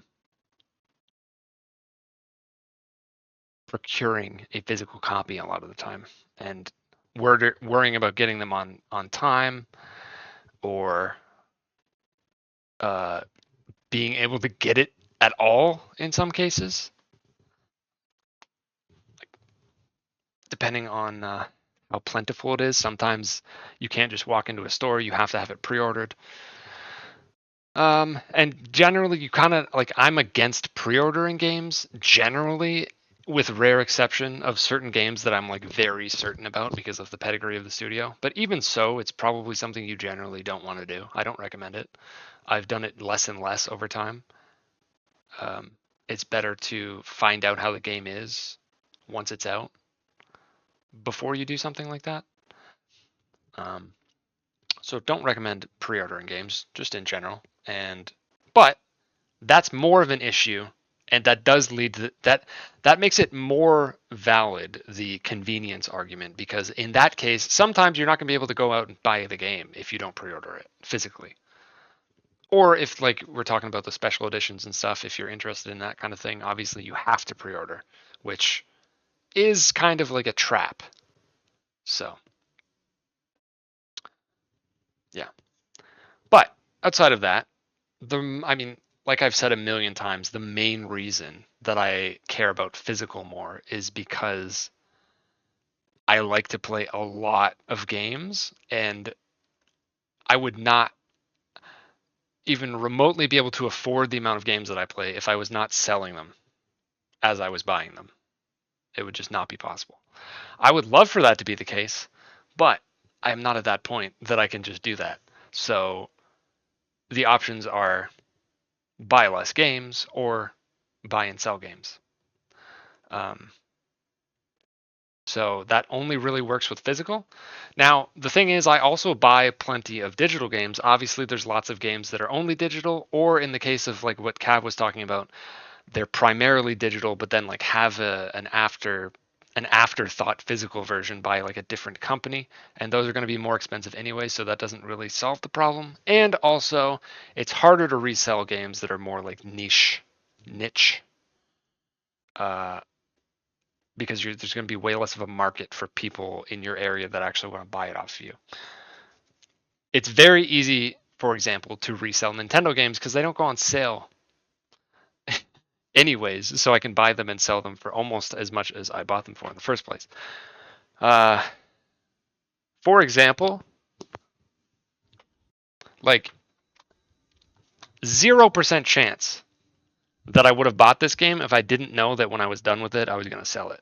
I would not have bought this game. So I just wouldn't have played it, and I wouldn't have an opinion on it and have been able to try it out.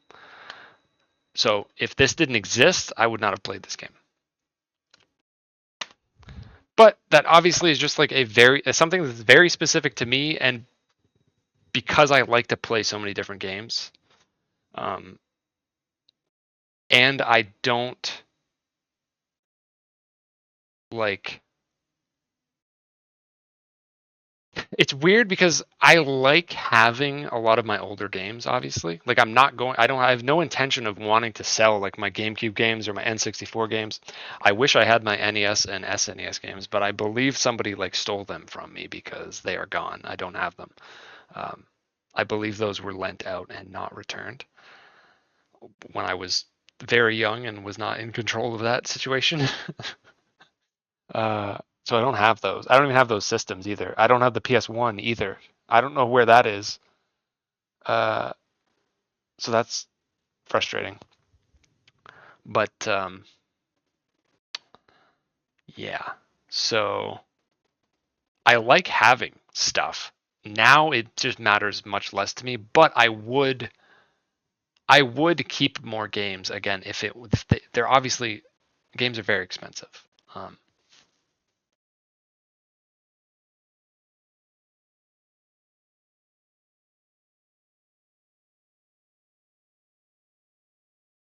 I would like to be in a specifically. I've said this before, and I will continue to say it.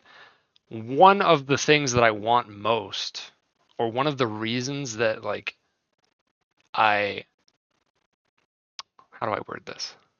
One of the things I want to be able to do most, and like a motivating factor, I guess, for me to do stuff like this, like streaming or making videos and stuff, is and like wanting to be successful at it is so that I can be able to purchase multiple like copies of games and give them away without uh, putting myself in financial peril. That is like a major goal of mine because I've done it before. I haven't been doing it recently, but that's normally been like a pillar of things that I've done is like buy copies of games and give them away. I haven't really done that in the past year or so because my situation has kind of changed and you know reasons. But I want to get back to that and I want to do that more. Like for instance, when Slay the Spire 2 comes out, like I know that would be a digital thing, but this applies to physical and digital. I would want to buy like 10 copies of Slay the Spire 2 instantly and be like, here, everybody get it. Specifically people that are on the fence about it though. People that are already going to buy it. No, not you. I know you're already going to buy it. But people that are like, I wonder. Like I want to sell more copies of the game. I want more people to buy cool games. So I want to be able to do that. Just throwing that out there. That is something I really am passionate about. I don't know why I started talking about that. I don't know what triggered that at all. Smart to resell over buying digital because you can keep playing the next game with the previous one. Paying for the next game. Yeah, yes, exactly. I've been doing that for like 15 years straight. I've been like reusing or like buying things to sell them to buy new things, blah blah blah blah blah, for like 15 years. But I've also bought plenty, like a lot of digital games at the same time.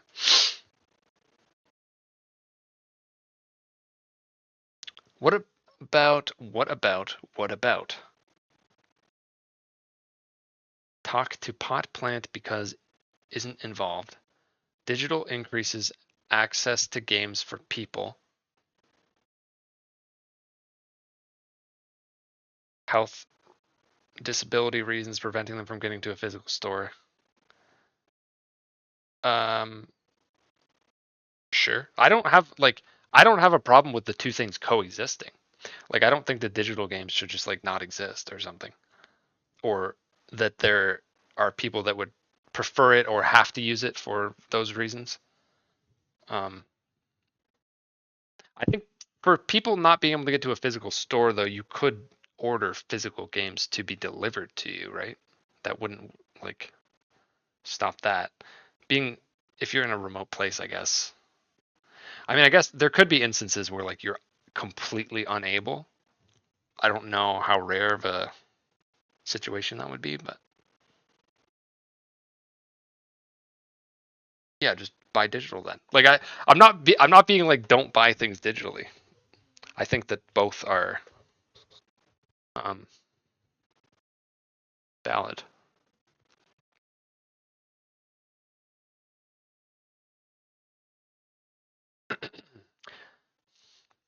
Like it's annoying for me because I don't have a car right now, so buying physical games means like taking a bus, two buses to get the GameStop.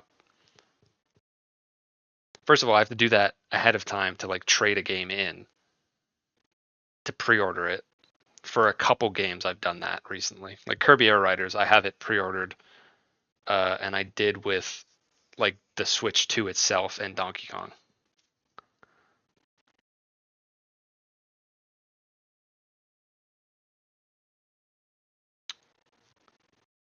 Again, like I said, games that I'm very sure about, I don't have a problem with pre-ordering them, especially because I'm pre-ordering them by using GameStops like trade-in bonuses. So like I traded in Donkey Kong Bonanza and they gave me like $75 for it. And I paid 100 Canadian.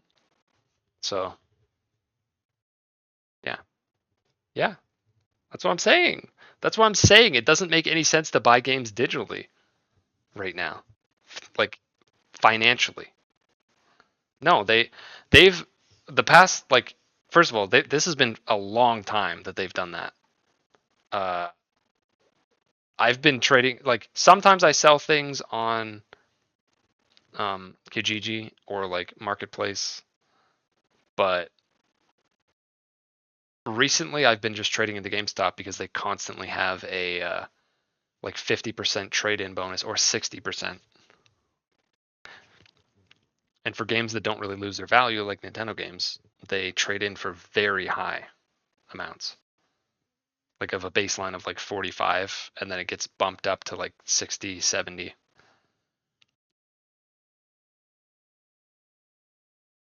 Should get a segue.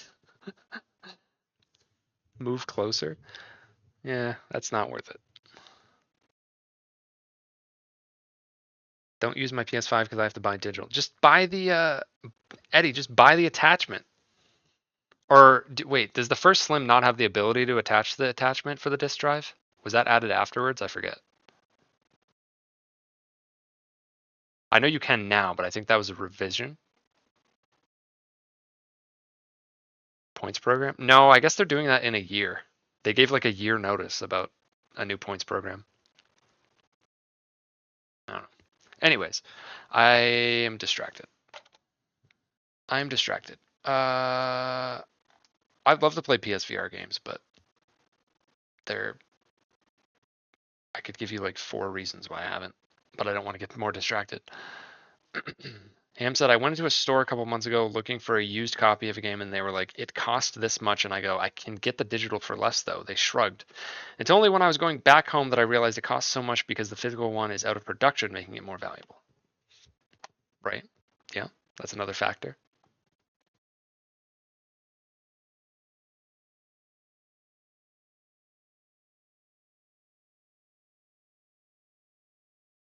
Yeah, there's a disk drive.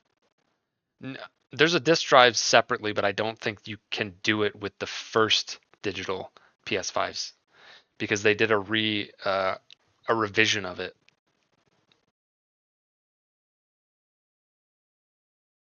Because it's not built to be changed. At first, they sold digital and physical, and then they sold one that is digital. There's like a third version. They sold a new one that's digital that can be converted into physical by buying an extra piece. But the first one was like purely digital, purely physical. I think that explains it. Like I have the purely physical one. It's got like the hump on the side of it. The slim one, or the digital one is just a straight up and down. But then they made a revision where they made it look a little different, and they made it so that you can detach the side and put like customize it.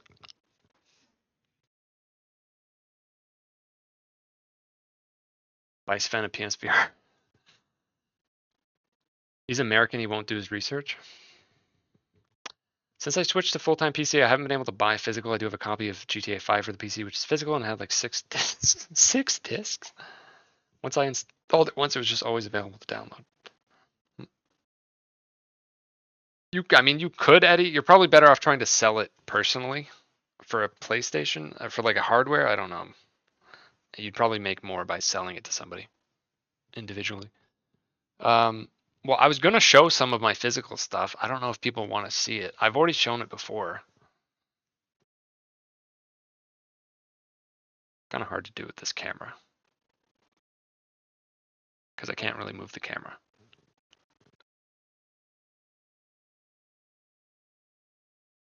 Can I zoom in with this camera? I forget.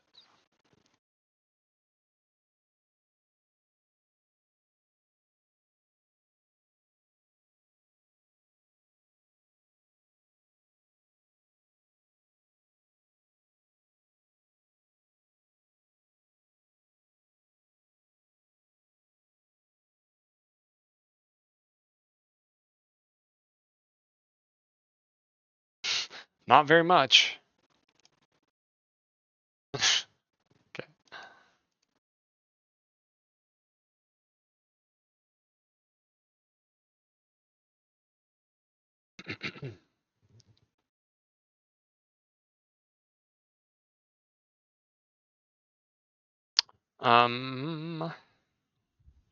Well, I do have some physical stuff.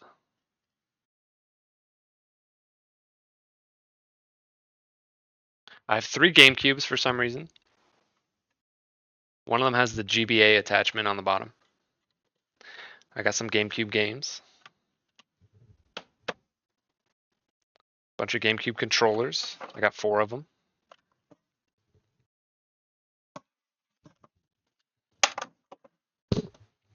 N64. 5 controllers. God, this control stick. It's so funny. It's a GBA attachment. It's the part of the bottom. It goes on the bottom of the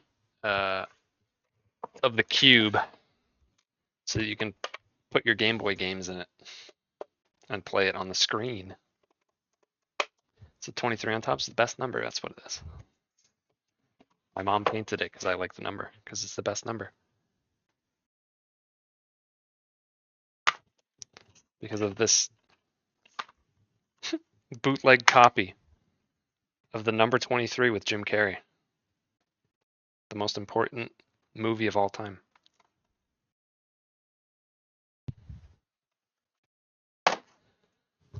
Got my PS2 here, which I don't think I have a single game for, and I did not play the PS2 much. This is the console that I used the least that I owned, for sure. No question. I still have my original Switch. I was kind of thinking that I should probably get rid of it. There's really no point to having the original Switch at this point.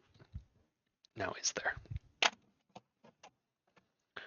I gotta. Now these I'm glad that I have. Like, these are cool.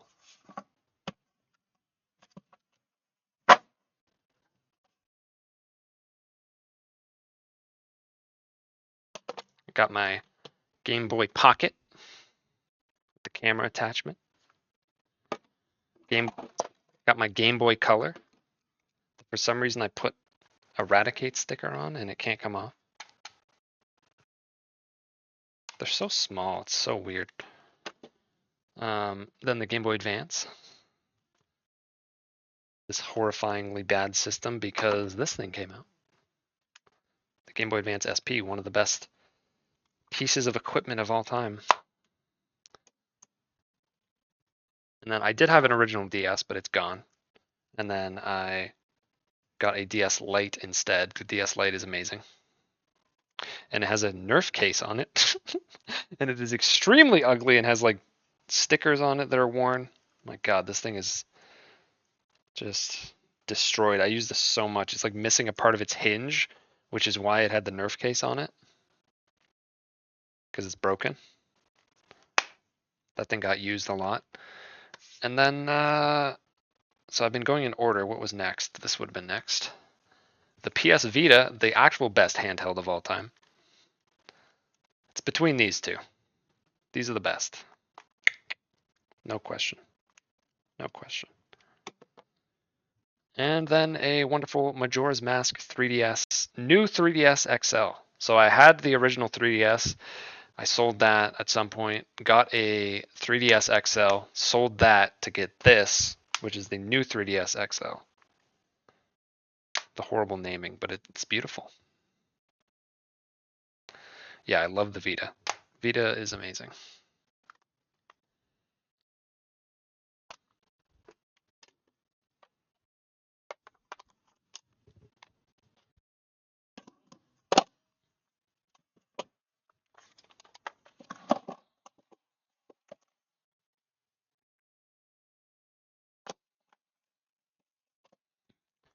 I had a lot of, like, I bought a lot of 3DS games over time, but all I have left that I didn't sell is Pokemon Y and Smash for 3DS, and then I have Persona 4 Golden on Vita and Persona 4 Dancing All Night on Vita. That's all I have.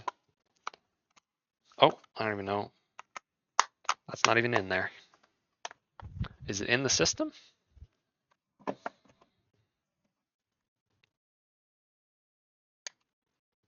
It is not. Okay. Cool.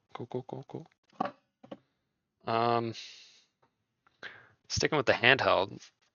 Let's go back in time a little bit.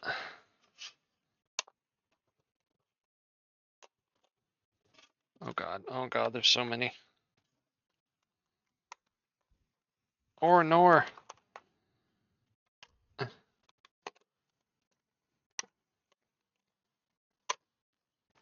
We got cases on some of these. We got Donkey Kong Land. Yoshi's Cookie. Kirby's Block Ball. Dr. Mario. Pokemon Pinball.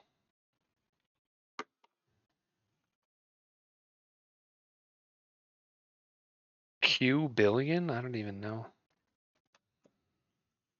Pipe Dream? My dad used to go to this one random store that had like, it was called Cash Converters, and it would basically just be a place that people would go and sell their electronic stuff. And he would just go in there and buy things randomly, and then Bart Simpson's Escape from Camp Deadly. Some of these are definitely horrible. Probably almost all of them. Flipful. Kicks. What does that even mean? Microplay? That's not even cash converters. That was somewhere else. Tom and Jerry. DuckTales 2. Snow Brothers. Super RC Pro Ram. Bases Loaded. Like, what is... I don't even know. Bubble Bobble. Now that. I played Bubble Bobble on NES a lot.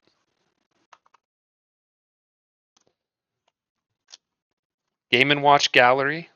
Of course, there's Tetris. Las Vegas Cool Hand, whatever that is.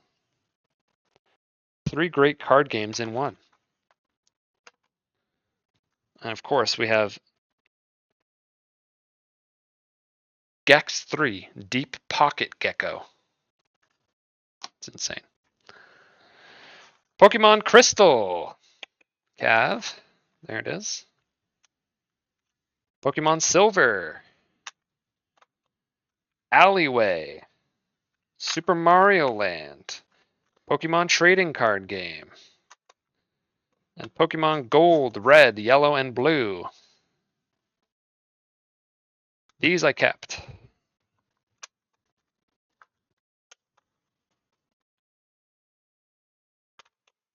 Those are all my Game Boy games that I have. Ads? Oh, shit! Oh, I didn't see the ads.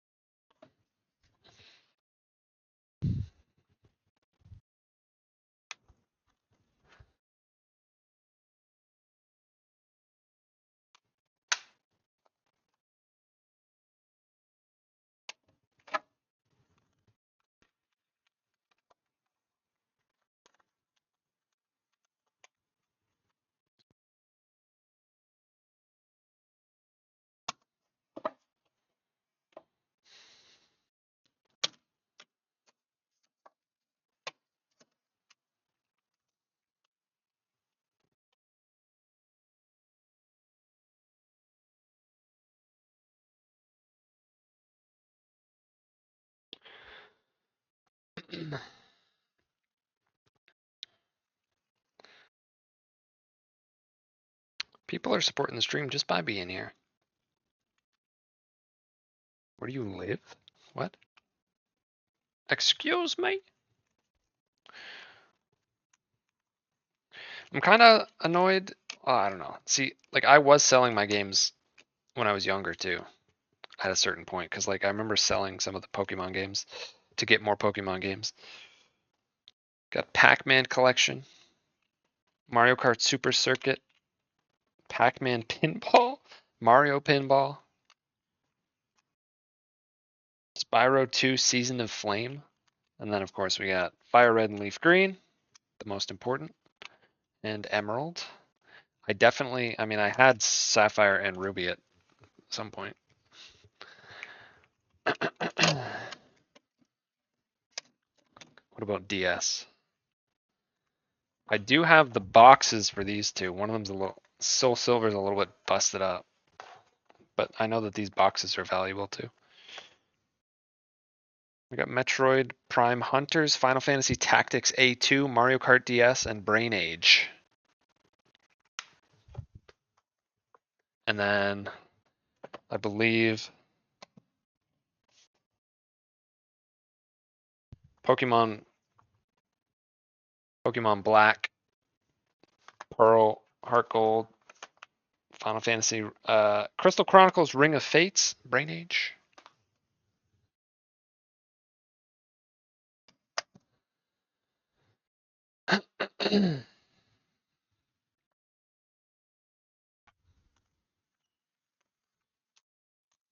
PS1 games, All That Matters, Crash Bandicoot 2, Crash Bandicoot Warped, Crash Bash. I mean, I had a lot more. I had the Spyro games, I had Crash Team Racing. I don't know where those are because I don't remember selling those. My PS3 games are mostly Call of Duty and Dark Souls. It's not very interesting. I do have a Wii, and I have Mario Galaxy, Ford Off-Road Racing, probably because that game would sell for nothing, so I never got rid of it. WarioWare Smooth Moves and Twilight Princess and Brawl. I have a Wii U with, it has Wind Waker installed digitally because it came with the console. Then I have Smash Wii U and Super Mario 3D World, which I also just rebought on Switch. And then there's a bunch of N64 games. Might as well go over them. I've gone over everything. Why stop here?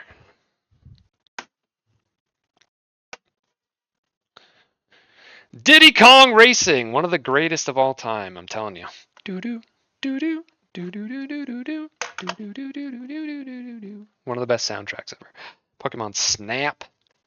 Mario 64. Tarzan, what? Dr. Mario 64. Kirby and the Crystal Shards, one of the only Kirby games I've played. And it's not very good. Mario Party.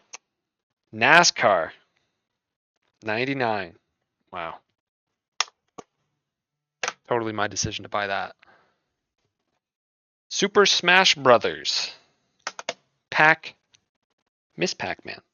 Mario Party 3. Mario Tennis. Zelda Ocarina of Time. With a Ganondorf sticker on the back of it for some reason.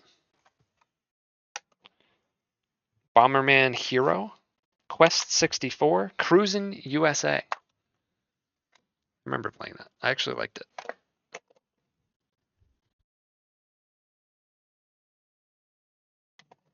Do-do, do-do, do-do, do-do, do-do. Do-do-do-do-do-do-do-do. Do-do-do-do. Do-do-do-do-do. Do-do-do-do-do. Mario Party 2. Paper Mario, not the only RPG. This is an RPG, mister. Mario Kart 64. Banjo-Kazooie. Another one of the greats.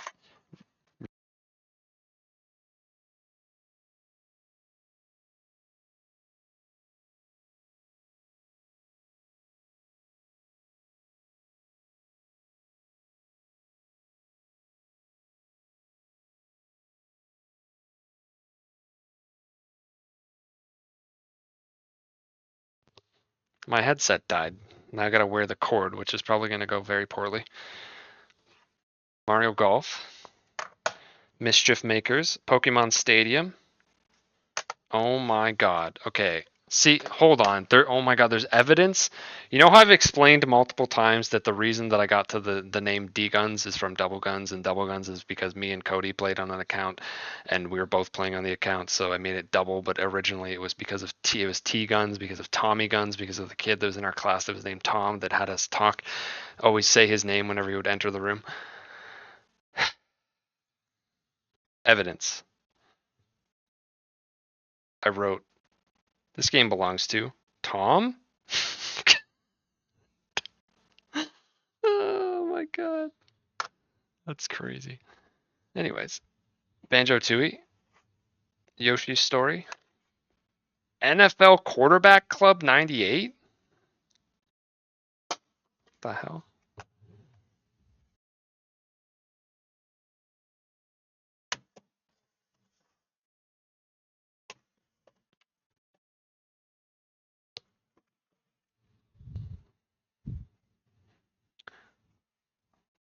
I own a sports game. Zelda, Majora's Mask. Look at it, so pretty. Whoa. Whoa. Oh. Pokemon Stadium 2.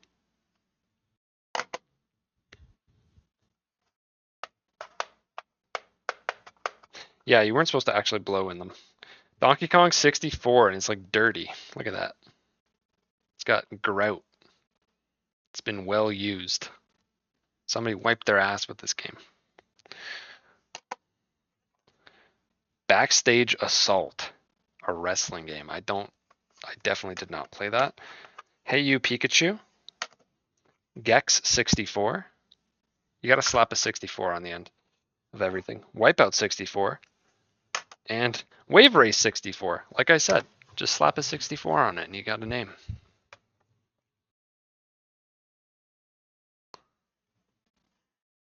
That's it for those.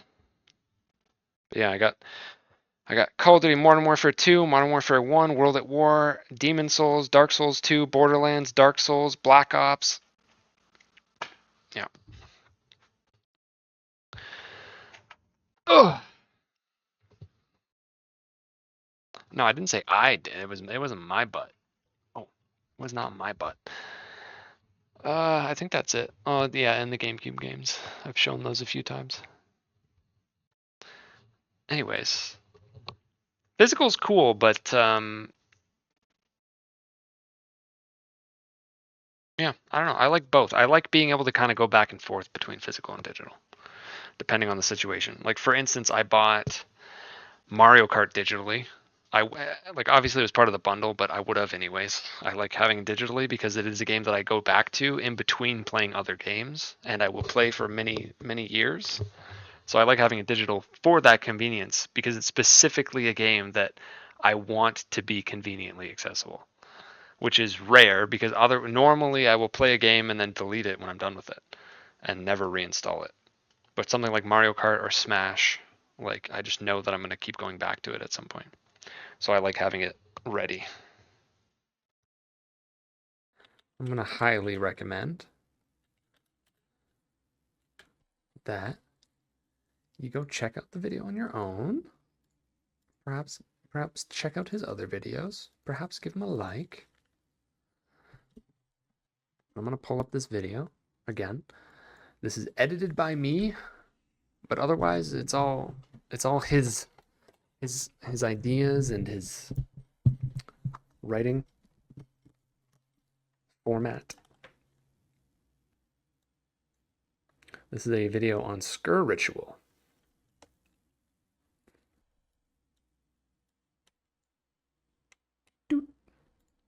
Volume. Yes, good.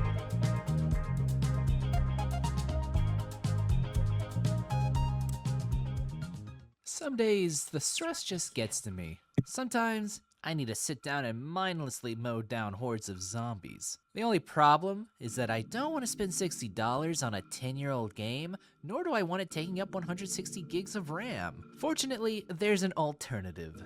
Skur Ritual is a round-based zombies shooter that takes all the best design choices from COD and flavors it with elemental magics. You got your shooties, your perkies, and even your pappies all lifted straight from the COD zombie design document. Also core to the experience are the points you get from killing zombos and spending them on various upgrades. If you're aware of how all that works in COD, then you probably don't need me to explain it here, but for the uninitiated, each game you start at round 1 with just the basics. A pistol, a knife, and a few hundred starting points to buy yourself something nice. With each passing round thereafter, zombies become more numerous and harder to kill, so you'll have to upgrade your loadout.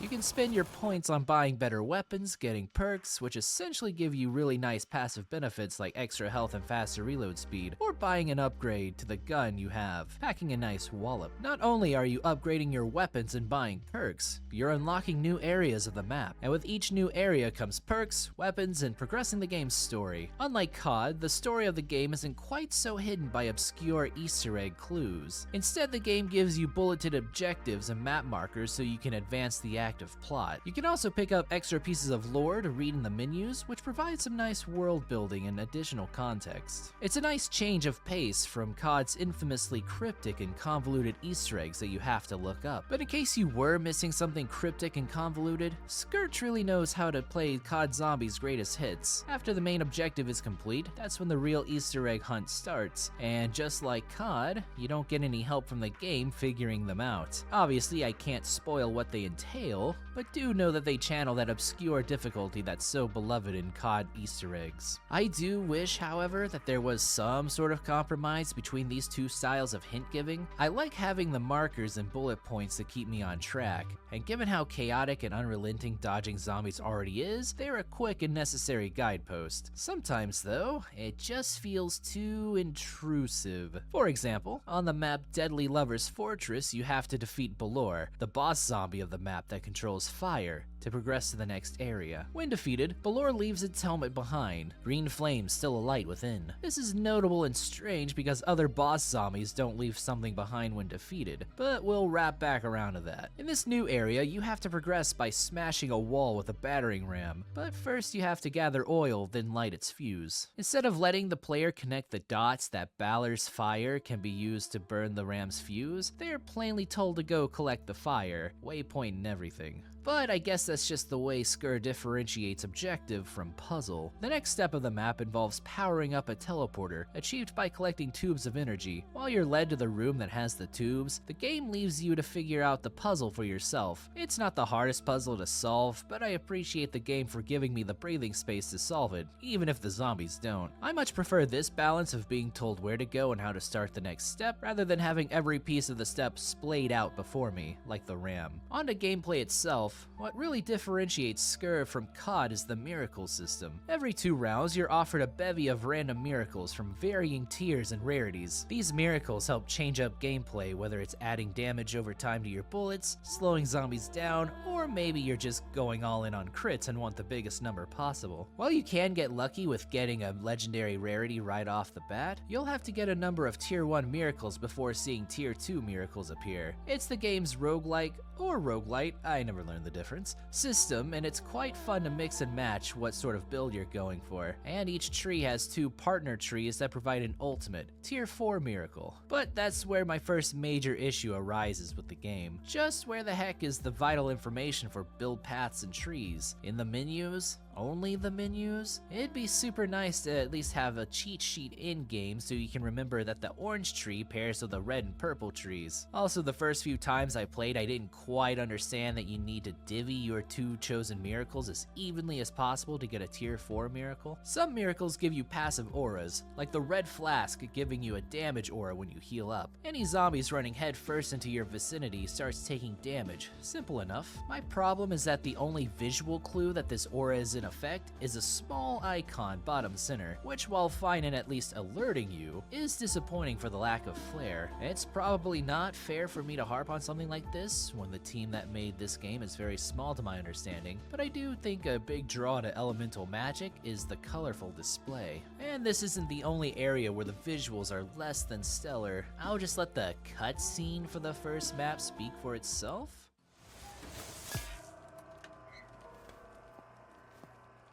And there you go. That's the prompt for the story of the first map you're supposed to play. Mysterious? Maybe. But outside of, why did we spawn in like that? There's no context for anything else going on or what's about to transpire. And I'm certainly not about to start arguing for more cutscenes telling story over gameplay showing story, but I think a little more could have been done to make this feel relevant. Either that or just not having the cutscene at all and delving straight into the game. Zombies are quite diverse in how you deal with them. Some zombies teleport after getting shot at. Some zombies shoot lasers from their scuba diving helmets. Some zombies are big balls of fire that explode when killed. Super OP for clearing waves. Then there's the boss zombies. While I like their designs and their role in the lore, they're glorified bullet sponges. They're big, they're slow, and they have easily avoidable attacks, so they don't really add much to the chaos. In multiplayer, where zombie health is multiplied, this gets even more cumbersome. You do fight these boss zombies as part of the final boss fight of the map, and those fights are executed better. The level of customization in this game is cool. It's kind of hard to do customization in an FPS where the only part of your character you can see is their weapon and the hand that holds it, but Skur handles it well enough. You might be playing Nameless Faceless, but by golly, you absolutely rock that robot bunny mask. You can't see yourself wearing it in-game, but you get a selfie in the corner to make up for it. There's your usual gun skids as well, but these, as with the masks, feel thematically appropriate even if some teeter past the edge of absurdity, and that's quite alright. The game establishes its world as being plunged plunged in unhinged madness. It's absurd but still grounded within its own world, unlike whatever cross-brand marketing disaster this is.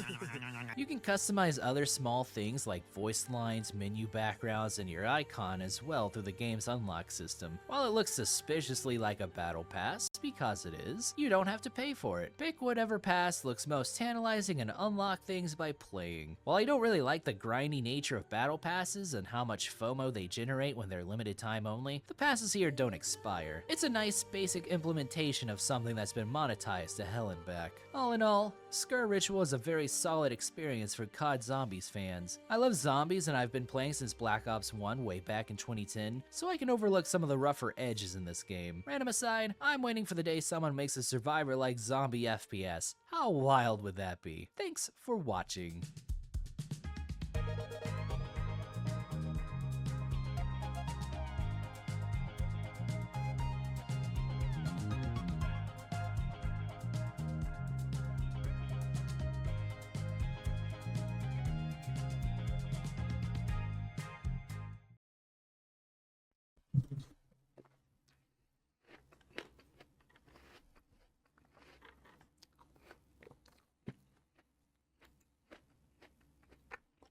Yeah.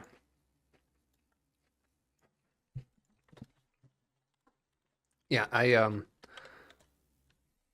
think it's pretty good. I can't speak to it fully since I edited it. Might be biased. Perhaps. But yeah, that's Skur Ritual. Go give him a subscriber if you're not already. Go give it a like. It's a good video. The next one for him is already made as well. It's about, actually, I don't know if he's said yet. I'm not going to say it. It's a mystery. I have no idea. Looks clean and profesh. That's what I'm aiming for. He's very good at writing as well and speaking. It's a good combo. Yeah, that's it. That is the end. Yeah, if you missed the video, Ham, if you want to watch it from the beginning, it is a Call of Duty Zombies like game. Yeah, pretty much. I linked it. But I guess that's going to be it. Actually, for the first time in the history of this show, I already know what next week's topic of the week is. Oh my God, isn't that crazy? I've not posted the thread yet, but I will.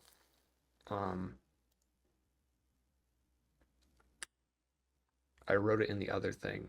It is going to be games you want to see remastered or remade that have not already been remastered or remade. Yeah, I'm going to do 3D World. Yeah. Yeah, I'm not done. I'm going to end this and then I will move on to that. So the other thing I wanted to say was, so I gave bananas for this. I wanted to give everyone a banana that wrote in to, I'll do that after. I'll end the video. I'm giving a banana to everyone that wrote in to the topic of the week. I was going to maybe try to pick, like, have people vote on a favorite, but I feel like that's going to be difficult. It's not, well, in this case, I don't think it's that difficult. I'm going to give an extra one to Dan. I'll just pick somebody. It'll be too hard to involve other people in that. Dan gets a bonus banana. That'll be the end of Ludo Lingo for this week. Thank you for tuning in. You're awesome. And hopefully look forward to next week. Like I said, we have the topic of the week ready. And I'll get to posting that. And we'll do some more trivia. And maybe there'll be another question or topic or segment or something. But maybe not. It's different every time. See you next week.